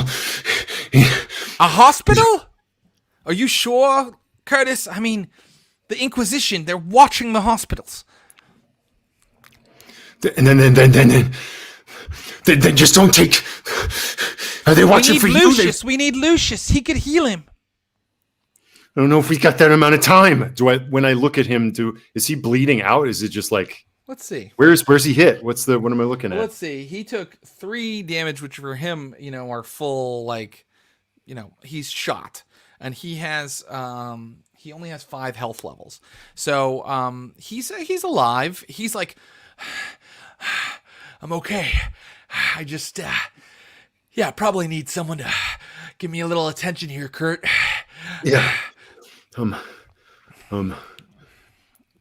Like, and I'm just like, he needs a doctor, and he needs it now. Brad's like, Yeah. Brad's like, I know somebody. Sure you do. What kind of doctor does Brad Lockwood know? Go there now. All right. Now back to our friends. So let's go again. Jen Brown, what are you and the gargoyle going to do this turn? These guys are going to continue firing on you. It seems to be working out for them. I think. What the fuck, Jen? You're so useless in battle. You dear girl. I think I'm going to try. I think I'm going to try far reach to just fucking shove the guy away and have the gargoyle go again. I love it. Same plan. Just try to get Sabrina and go. Great. I'm going to allow it. Let's see here. You're going to roll for far reach. That's going to be... where are you, Thin Blood Alchemy? There we go. Here, I have to look it up. But that's going to work. And then you're still asking the gargoyle, just grab her. Like, get and her. then book it. Yeah. And then let's book it. Okay. And what are you going to do, Lucius? Oh, Lucius, you're just going to sit I'm cowering. cowering because I'm baby Lucius now. Yeah, you are baby Lucius now. Okay. Let's go ahead and have these ghouls fire their guns. Okay, that's only going to be 3 damage. That rounds down to 2 damage against the gargoyle, and then here's against Lucius. They're just continuing to fire on him. That's 3 damage. That rounds down to 2 more damage for Lucius. Superficial damage. Where are you at, Lucius, in terms of your damage? So I've marked 2 superficial damage from earlier, and then now another 2. More. So what does that mean? Oh, you're not at full. You haven't filled up your amount of damage, right? Let me see. Your health levels are normally At 6. At 6, so you have 2 more, and then you will kind of like. But remember, you can surge. I mean, you can rouse every round to heal some of this if you need to. So if I lose 2 more, what happens? If you lose 2 more, I believe that you you're going to start going into torpor unless you start healing them. Fuck. Yeah, it's not good. Here we go. Far reach. Resolve plus your alchemy. Okay. Versus this guy's strength plus athletics. So his gunshot goes off because guns are resolved first, and now let's try to see if you can push this guy out of the way, Jen Brown. 3 successes. How many? 3. 0 successes. He goes flying. Hey, get the fuck out of here, man. With him out of the way, the gargoyle can move in force. Here's the gargoyle right here. Oh, what a massive combat I'm running today. Okay. Yeah, the gargoyle can take less off of his die pool this time. And I can't believe Sabrina's just kind of been sitting there sort of screaming. Yeah, that's right. Okay. Oh, shit. Okay. What does this mean? Jesus Christ. Yeah, that's good. Okay, 4 successes for our friend the gargoyle, who pushes past one of the gunmen and has its massive arms around Sabrina right now. And Sabrina kind of like looks up at you with just like a blank look on her face, Jen Brown, and says, "What are you doing?" I'm getting you out of here. And then I'm going to like kind of, if there's a way for me and the gargoyle to hang on to her while they run. I'm assuming the Tahoe's still here, I think. So I think I'm just going to drop her off and then come back and help Lucius. So yeah, except that it is Sonia's turn to do what she's going to do, and she's quelling Lucius's beast. First of all, she's like, stand down to the guard. She's like, stand down to the guard, and then she's going to quell the beast on Lucius because she has animalism, being a Nosferatu. Quell the beast. She's gonna make her rouse check, which she easily succeeds at, and then because she actually can do this. Okay, and then she then she's going to quell the beast. And I'm going to say, because of your bestial failure last time, I'm not even going to give you a resistance. It just makes sense to me that you wouldn't get it, because you were kind of shocked, Lucius, by what happened.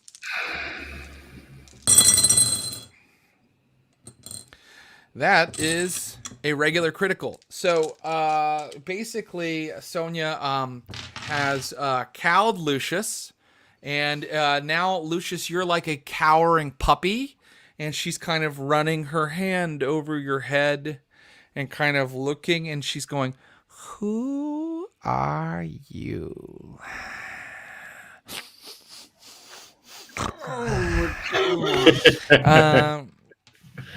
And she's like, "Why have you come here?" And then she's so she's got him handled, and she looks over and she sees that you're about to grab Sabrina, and she's like, "Miss Brown, you're making a mistake. You've left clues. We'll know where you're hiding, and we will come for you."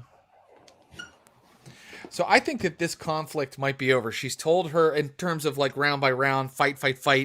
Like, let's go ahead and Cersei do anything? Oh, fuck! Yeah, where's our resident punk? Yeah. Cersei comes running in and fires a gun. Cersei comes running in and fires a gun and hits Sonia.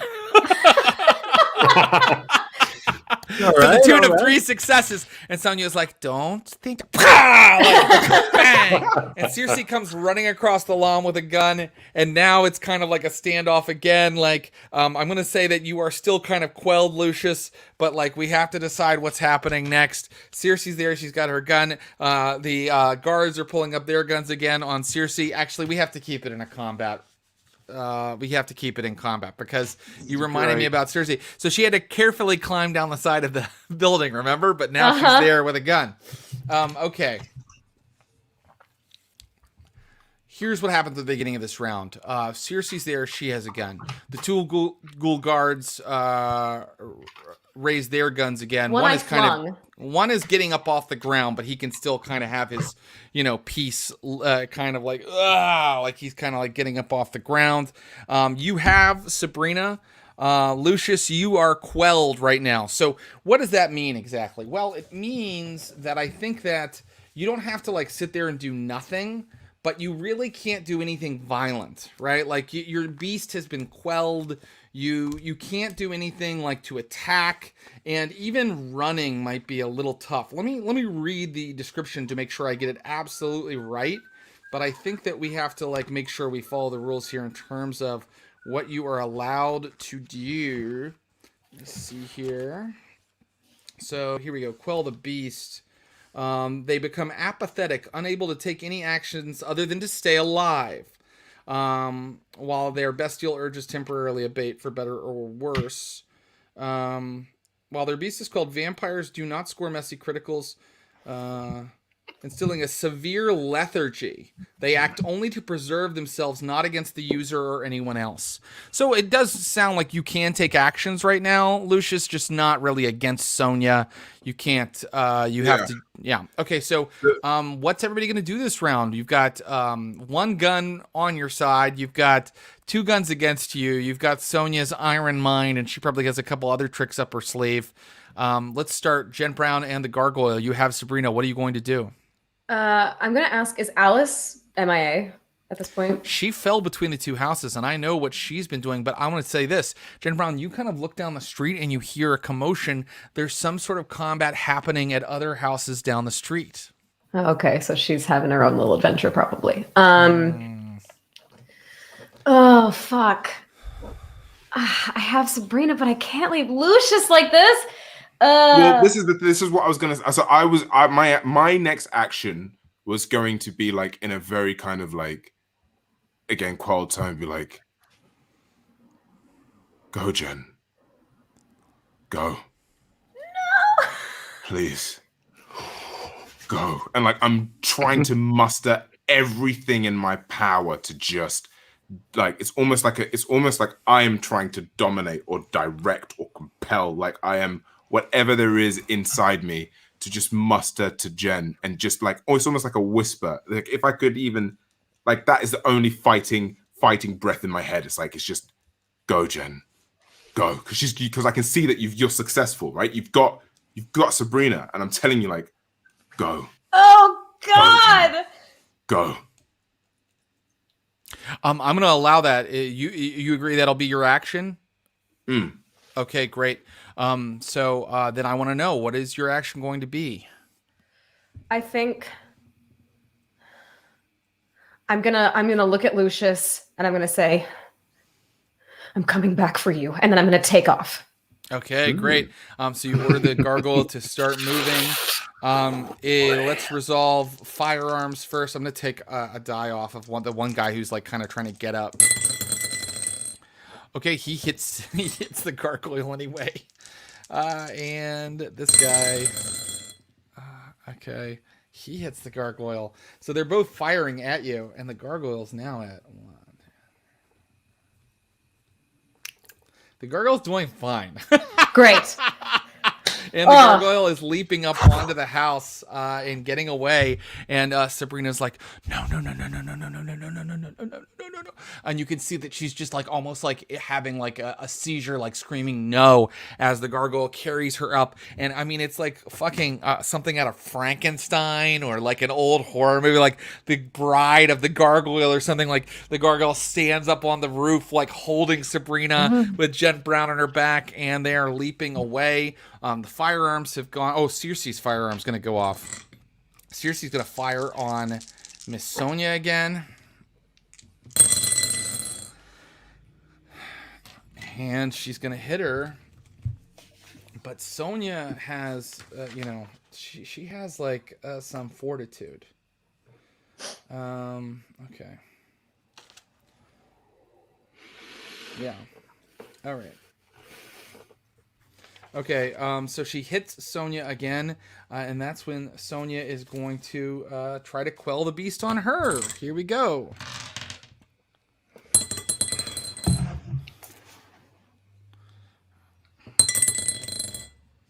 Okay, Sonia gets hungrier. And Sonia rolls all of these dice.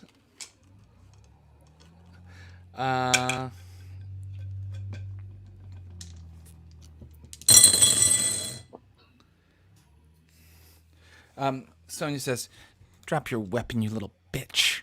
And that's when Circe's like, and drops her weapon and also kind of like cowers like this. And her guards are like getting up, and Lucius has already taken his action. And now I am going to narrate the end of the conflict. I'm going to say 3, 2, done. We have essentially lost this conflict to Sonia, but all is not lost. Okay, I'm going to narrate what happens. So first of all, Jen Brown, you land on the wall. You're looking out over the Allegheny River. You hear guns going off behind you. Are you and the gargoyle taking Sabrina back to the Haven? Well, I see that the Tahoe's gone, I'm guessing, right? Do you want to run around to the front of the complex and find the Tahoe? I think I would. By this time, I maybe have texted you what's going on. Maybe Clara as well. Aloud. Okay. Well, this gargoyle's fast, right? Yeah. So I think I would like I think in Jen's mind, she's taking Sabrina back. She's putting her in Dylan's care. She's probably doping her, unfortunately, to make sure that she can't do anything, or just tying her up or something. And then she's going to come back with gargoyle and try to get Lucius out. Is I think her thinking. Done. You splash down into the Allegheny River. Sabrina's like, as the gargoyle kind of like roughly carries you across, leaping up out of the water. You are surprised that you see no police sirens. Nobody is responding to this gunfight. Maybe because it's in an isolated location out on this island. Maybe because these security have some kind of pull with the police. But you are surprised as you kind of get around like to another part of the island over to the bridge, kind of how dark everything is and how, like, because normally a big battle like this would kind of draw attention. And soon the gargoyles leaping with you guys across rooftops, and Sabrina, I mean, whether from shock or just system overload at being like carried through the ice cold water of the Allegheny River, is kind of like unconscious. And you are headed back toward the haven. And now I would like to have a scene between Lucius Ali, Circe, and Sonia. Oh, fuck. Okay. Why did you come here? Did you come just for the girl, Sabrina? No, I want to see my maker. My sire. I want to see her. I want to see her. Who is your sire, child? Jeez. I mean, and am I guess because I've got also on my sheet unswayable mind. Is that not helping at all in any way here? Holy shit! Well, you should have gotten more to your resistance. And I apologize for not reminding you if you have unswayable mind to use that. But here's what I'll tell you: if you have unswayable mind, holy fucking shit. Okay. Don't worry. We're gonna fix this. I can fix this. I can fucking fix this, bro. Because if I do, where is the distance between me and Sonia right now? There it is, unswayable mind. God damn it. Maybe you're playing. Are you possum. playing her? This is the thing. If I do, so where's the distance? Where's she at right now? She's right beside you. She's right up in your face. I'm going in, bro. Shit. Okay. Go for it. Okay. Going in. Give me here. Let me This tell is you what so a bite fucking attack. Cool. Yeah. See what a bite attack is gonna do. Drawn in. Give him a bite. Oh my god! If you eat Sonia right now, Suck out a juice. Yeah. So the player must have declared your attention. You need to give me a strength plus brawl, but remove 2 dice from your pool because bite attacks are easier to defend against. Cool. I'm going to tell you what happens surge and when you stuff do right this. now? Can you Yeah, do like can I use both like barrels? blood potency and shit? You can definitely surge if you'd like. You make a rouse roll, and you can try to come down on her. Mm-hmm. Oh my! I'm gonna god. do that. I'm throwing all guns here, DM. Like Go, I'm go, serious. go. Like, I'm Go, blood go. surgeon. I'm potency 3, baby. I'm going in. Yeah, man. Okay, here we go, baby. Make your attack. I think it is a surprise. She thinks she's quelled you. Okay, so how many is in my dice pool right now? Tell me. Let's see. It looks like for you, that's a strength 2 plus brawl 1, but you're taking away 2. So Then one potency die. 3, One. right? One die, but with the blood potency 3. Well, but you added. So you're surging. Mhm. And when you can get plus 3 die with your blood potency of 3. So you roused, right? You roused. I'm gonna rouse now. Okay, so you have 4 die for this pool. All right, successful. All right, come on. And you have willpower if it fails. Okay. All right, I'm gonna willpower it. Hold on. 3 successes. 3 successes. Okay. Come on! It's so cool! It's so cool! Pretty good. Come on, man. Well, I mean, Boy.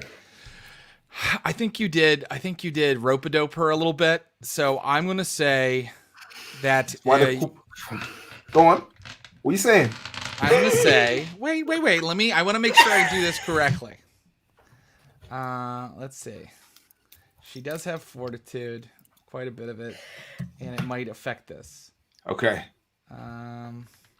Yeah, but not the kind that does something here. Okay, so you bite into her. I'm like Muhammad Ali, bruh. I'm like, and then I'm like serious. So here's what happens. You bite down into her. You start drinking. Go ahead and relieve immediately to hunger. Okay? Oh, thank God. Jesus. Oh my god! Then I want you to know that even through the haze of feeding, you look behind you and you look behind Sonia, and you see like two big black shadows come out of the like darkness and grab onto Circe, who is still kind of quelled or whatever, and lift her into the air. And then like she's like screaming as like black like veins kind of fill in her face. There are like black tendrils of shadow sort of attacking Circe behind you. And also those ghoul guards were not taken out of commission, so they open fire on you and interrupt this feeding. Fuck.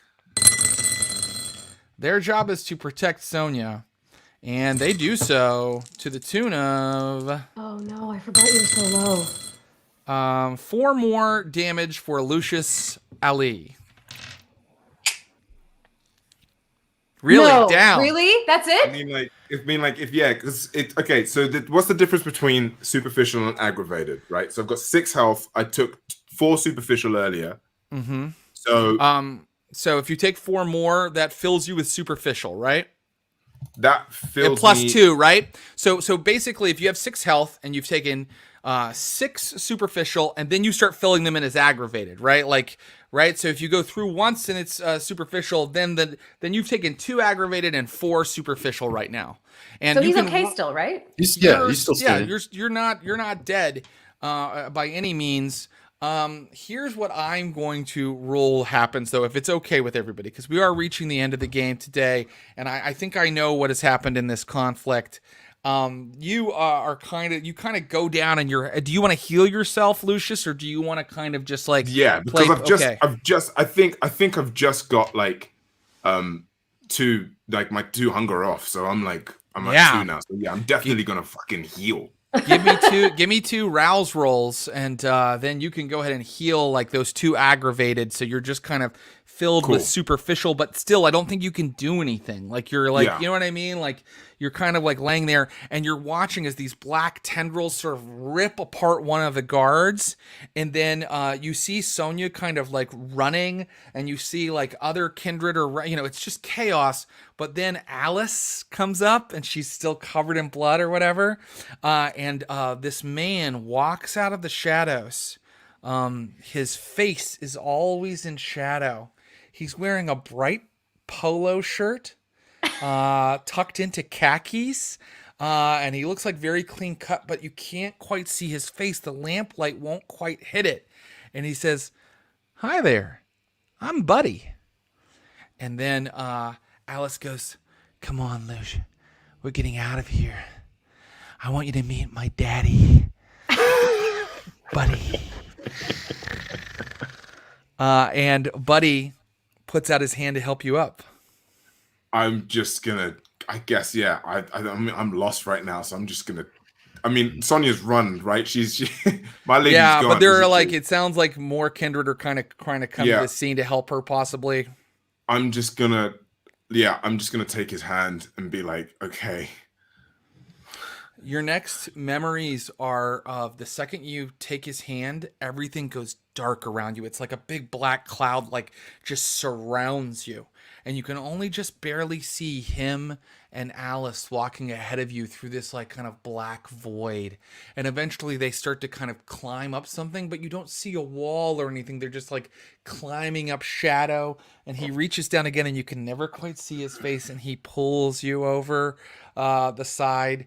And he's like, you hear him turn to Alice and go, "I like him. He's one of us now."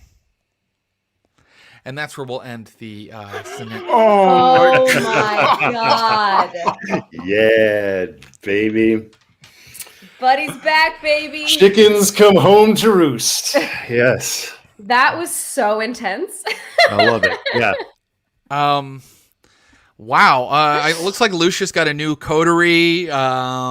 He's got new friends now. He doesn't need his old pals. Got cool new friends. Got cool new friends. Cool new friends who will be fine with his diablerie. Who won't judge him for it. Oh fuck. But he did get rescued. Maybe bringing Alice was a good idea. Yeah. And we have Sabrina. We have Sabrina. Woo! That's and we've great. got Brad's medical contact. What could go wrong? Sure. Brad's going to take you to the best doctor he knows, who doesn't work at a hospital that will inform the Inquisition about you. Yeah, there he is. There he That's is. the guy. Oh, That's the our guy with MVP. medical experience, with who knows good medical care. Wow. That was so fun. It was total chaos. That was the assault on Washington's Landing.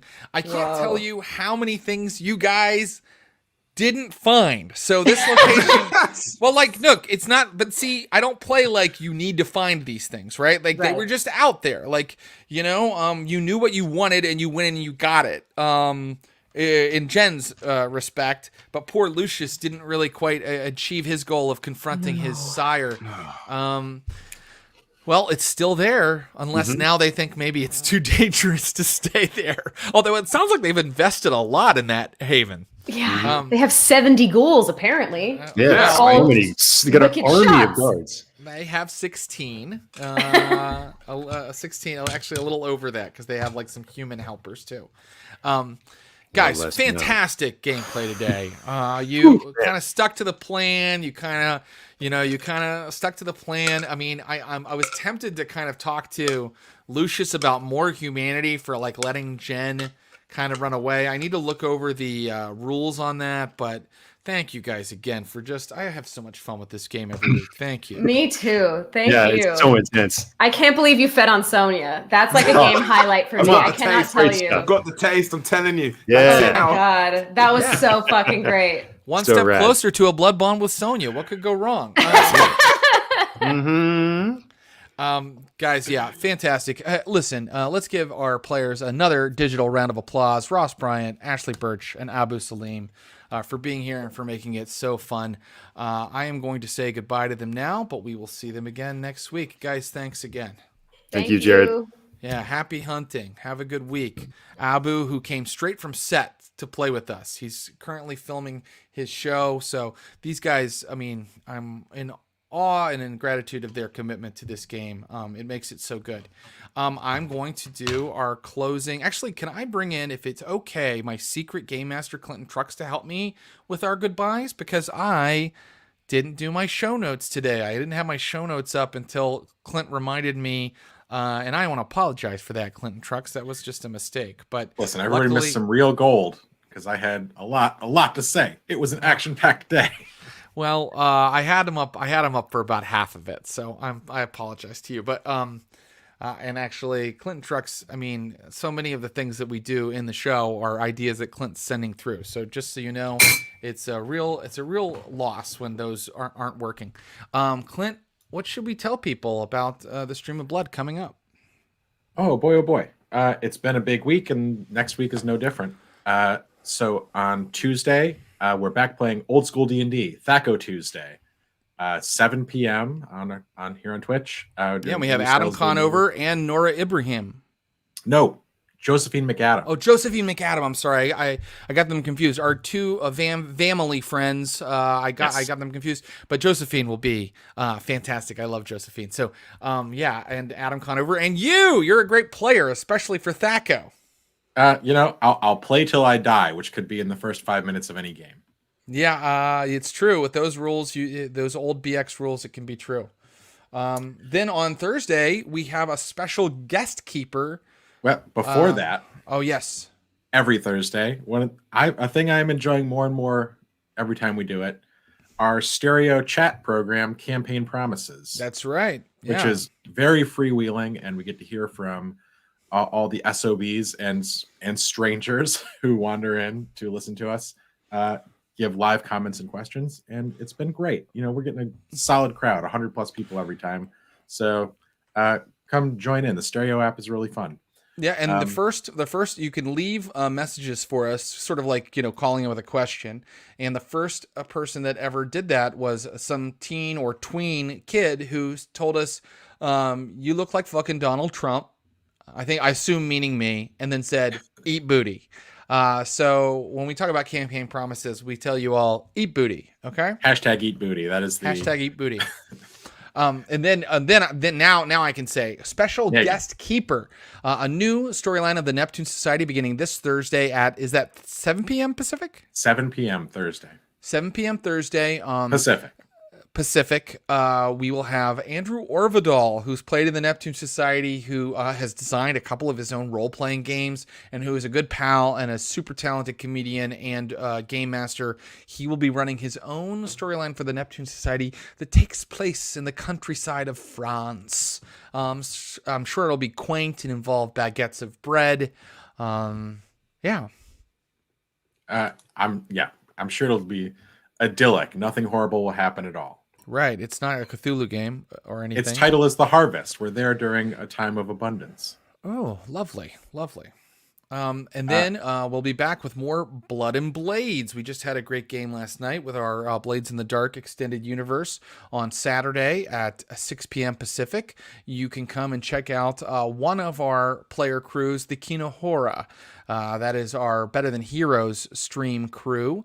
Rachel Weeks will be back, I believe, and we will have another. They are shadows who are trying to steal back their Skovlin heritage from the Akarosi nobility. They'll have a downtime chapter. And this is coming on the heels of our faction turn, in which subscribers came in, took control of various factions, and enacted some changes. Churned the water of our shared setting. And it is very real. You guys are changing the game. It happened last session. So if you're interested in Blood and Blades, subscribe, join us on Discord. If you're interested, we will assign you to a faction and you will get to help decide sort of how this setting evolves. Absolutely. And then finally, in another week, we'll be back with more Vampires of Pittsburgh Lockdown. Wow, I'm breathless. What a session it was. I actually think they handled it pretty well. Yeah, however badly the chat seems to think it went, I thought we were walking into real TPK. Like, this is, everybody's alive. Like, we're okay. Oh, was the chat like, oh no, they failed? No, I mean, I think everybody really saw the danger for what it was. Yeah. There was no guarantee anyone was walking out. Like, I'm glad people are a little afraid of us and know that we will bring the hammer down. Poor Abu didn't have the background to know that getting within arm's reach of Sonia is like, and that's even the players don't know it. They just assumed Sonia was dangerous because she's. Well, I didn't have the background to remember he has unswayable mind on his sheet, and he should have gotten a thicker resistance. So I think it was a good little fix there to let him be playing possum. I mean, yeah, it was a fun moment, and he got a nice little taste of Nosferatu blood. Oh, he's gonna be hungry for her from now on. We picked the most fun option, although she got 6 successes, so his unswayable mind with his level of fortitude would not have been. It probably still wouldn't have mattered anyway. Yeah. Wow. Well, I mean, what a huge session. Lucius is now part of Buddy's coterie. That's a complication. He now has a very strong connection to Sonia. Lucius is now fully part of this world in several meaningful ways. And Jen and Curtis continue to just try to hold it all together. They're doing such a great job. People have been very interested in exactly like who and what Buddy and his coterie are and were for 20 plus episodes. Right. And only now do we have a player who's in a position to maybe answer some of those questions for everybody. That's absolutely right. And we are going to, answer all of your questions when we can, but we do want to let the story kind of play the way it plays and not, I've said this before and I really mean it. There's a tendency with game masters to try to show the players everything, but that really kills to me like the open nature of the world. You end up putting them like on a Disney ride called Vampire and going like, and now you stop at this exhibit and now you stop at this exhibit. So instead we have had to wait, but we're playing a long game here, and Clint and I both say you definitely need to pull toys back out of your toy box if you can. And that's what we're going to do. You'll see old faces again and again, and that'll be great. Let's do if anybody has I can look at the chat too. You don't even have to put questions up for me. There have been some questions, but they are not generally the type we answer. Yeah, I know. instance. People always want to ask also, Yeah. what was going on there? Who is that person? What clan are they? Guys, save your typing fingers. Clint and I are never going to answer those questions because we want the mystery to kind of play itself out. And I'll tell you a little secret. I'm letting you behind the curtain a little bit. Sometimes we don't know. We are keeping it open-ended so we can answer it later. Okay? Yes. But It's a good question. Yeah. Does anybody have something they want to ask? Yeah. More action in my V5 campaign, but my coterie keeps dodging by being totally reasonable. How should I try to up the action? Interesting question. Well, I think that you have to respect what the players want to do. So if they don't want to get in a fight, you kind of have to like respect that they are a coterie that doesn't do that. Clint, what do you think? What do you do when players are turtling or they're kind of trying to avoid danger? Well, there's a few things you can do in this game in particular.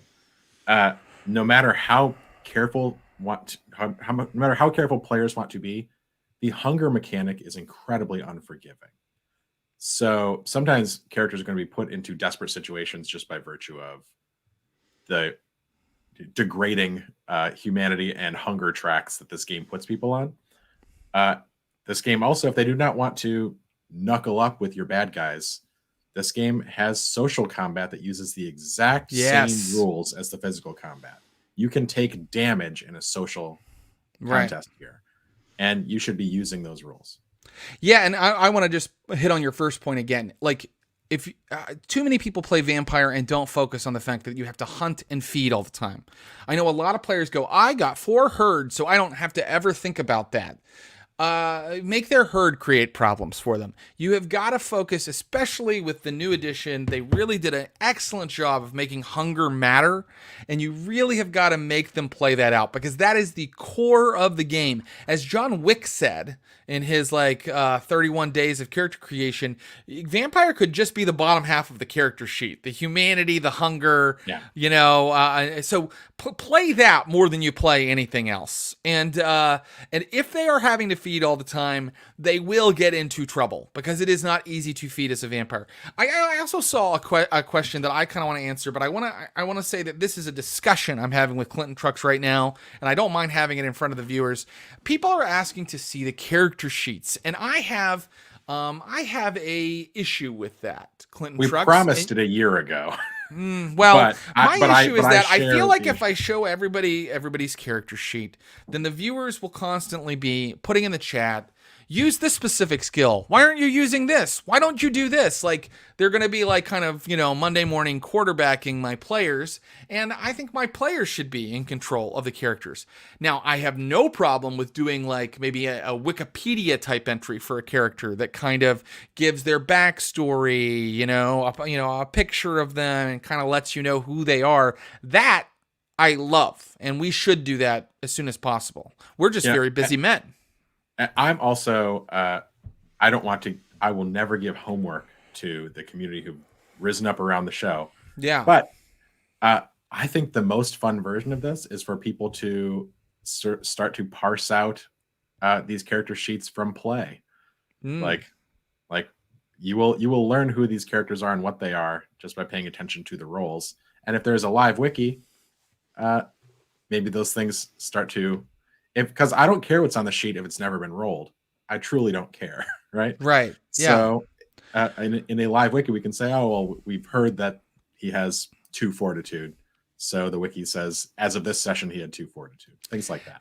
And guys, we would love to just do that for you. And maybe, at some point when we have more financial backing and more people working for us, then we will be able to assign people to work on things like a wiki. But right now, I mean, like many of these things, it's going to be up to the fans if you guys want that kind of info. And we'll work with you on that. We're not going to be withholding information. But I mean, you saw the combat I ran today. I just don't have the bandwidth for it. So while I really appreciate and really love that you guys are asking those questions, I don't want you to make you feel in any way like I don't think that you are owed that information. It's cool that you want it. And I'm really excited about that. But I don't think we're going to just post the character sheets, but a wiki would be great. Anything else, Clinton Trucks? This is an interesting one because we paint ourselves in this corner all the time. How do you make such messy missions and still make it possible that they survive? So, people have said that my playstyle as a game master is chaotic. Certainly you've said that, Clinton Trucks. And well, we don't clip off loose threads. We let everything live. We let everything live. The way that the reason it is like that is because I play open-ended. I don't play with an ending in mind. I think that if I'm being totally honest, a lot of the gameplay that you see out there is railroad. It's people saying, this is the story.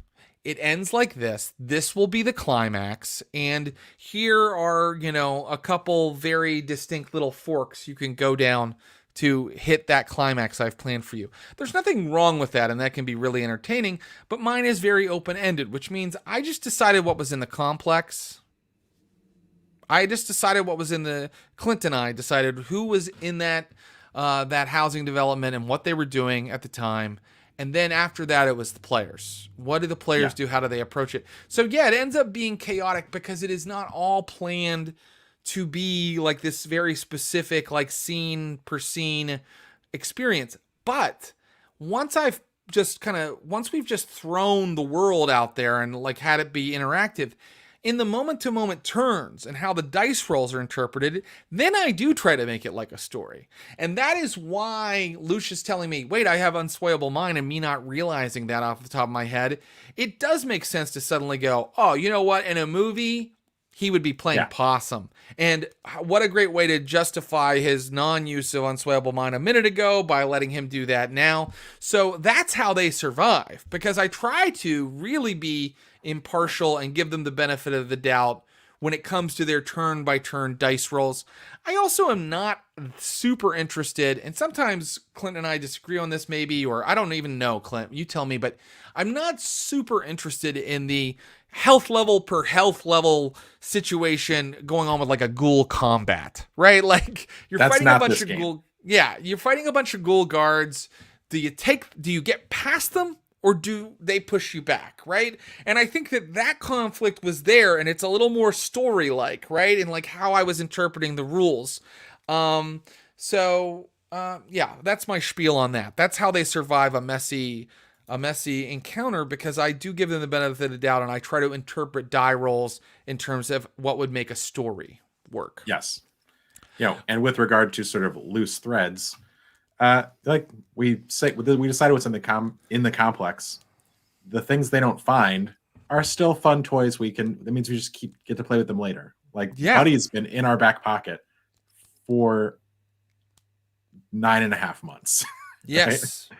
So he came back when it was time for him to come back. Right. That's right. Okay, guys. Well, I will just remind if there are more questions, we can throw them up, Clint, because I have time. But remind you guys that we're on Twitter, we're on Instagram, we're on Twitch, and you should subscribe. That's how you participate in that Blades in the Dark faction turn. And you know what, Clint? We should have some kind of subscriber thing for vampires soon. Yeah, we haven't done anything for vampire. We've done a Neptune thing and we've done a Blades thing, but we haven't done a vampire thing yet. Guys, we have a Vampires of Pittsburgh channel on our Discord. If you guys have any good ideas for ways we can involve you, we will absolutely hear them. Yeah, tell us if you have any ideas, and then we will we'll do a special subscriber thing for our vampire game, like we've done with the faction turn and Blades. I am going to leave it at probably any way we involve you will be either a special thing that is sort of outside a game with the players, or you'll be working with us to be game masters in some portion of the world. We're probably not going to bring in 25 new NPCs controlled by players or anything like that. So don't go in that direction. It's not going to We're not going to do a faction turn probably for Vampire, because we're doing that for Blades. We are also on Facebook. We have a podcast that covers all the back Vampires of Pittsburgh episodes. Please subscribe, rate, and review that. It helps people find us, and it lets you catch up on what episode of, if we count all of the Vampires of Pittsburgh, what episode was this, Clint? Do you know? This is episode 33. We're only at 33? I'm sorry, take it back. 43. 43, that makes sense. Chronicle 1, 13 of this one. 43. Wow. So this is Chronicle 2, and we're already on the 13th of Chronicle 2. I can't believe that this became what it became. So anyway, that podcast will let you catch up on the saga that we have left in the dust. You can go back, and I think one of our viewers said on the Discord that, I'm behind on my Neptune Society watching. Do I need to watch all the previous ones to get to the new chapter? No. Neptune Society is way more episodic. So Vampire is our soap opera, where one chapter really tends to flow into the next one. But Neptune Society is episodic, meaning the individual adventures.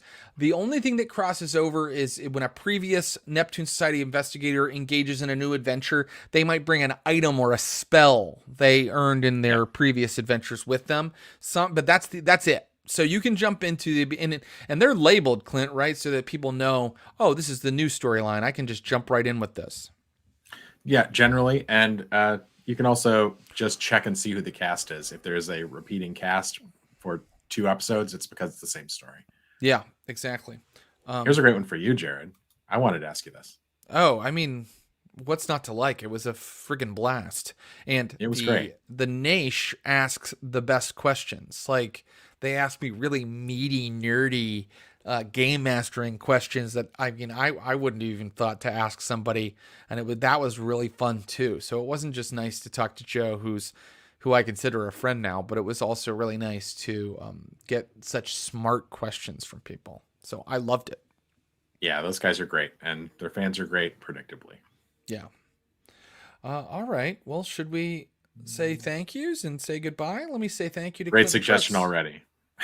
Our subscriber thing should just be building Brad sheets. Yes. Yeah. You should just be creating, there really should be just a Brad page somewhere out on the internet. Stuff Brad likes. Things Brad has done. So let me say thank you to you, Clinton Trucks. Thank you, my friend. Thank you, Jared. I look forward to doing this with you, going on 70 hours a week. No problem, baby. We'll do it. I want to thank Brian Baldinger as well, our other producer and partner. I want to thank Megan Arch, our social media manager, Matt Moynihan, our YouTube content producer. We've got more GM Toolbox that we're dropping every week coming up.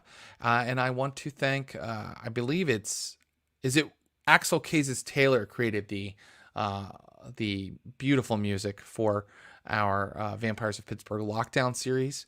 Garrett Ross created our Stream of Blood logo, and Andrew Orvidal created the opening animation. Until next time, get pink. Bye-bye.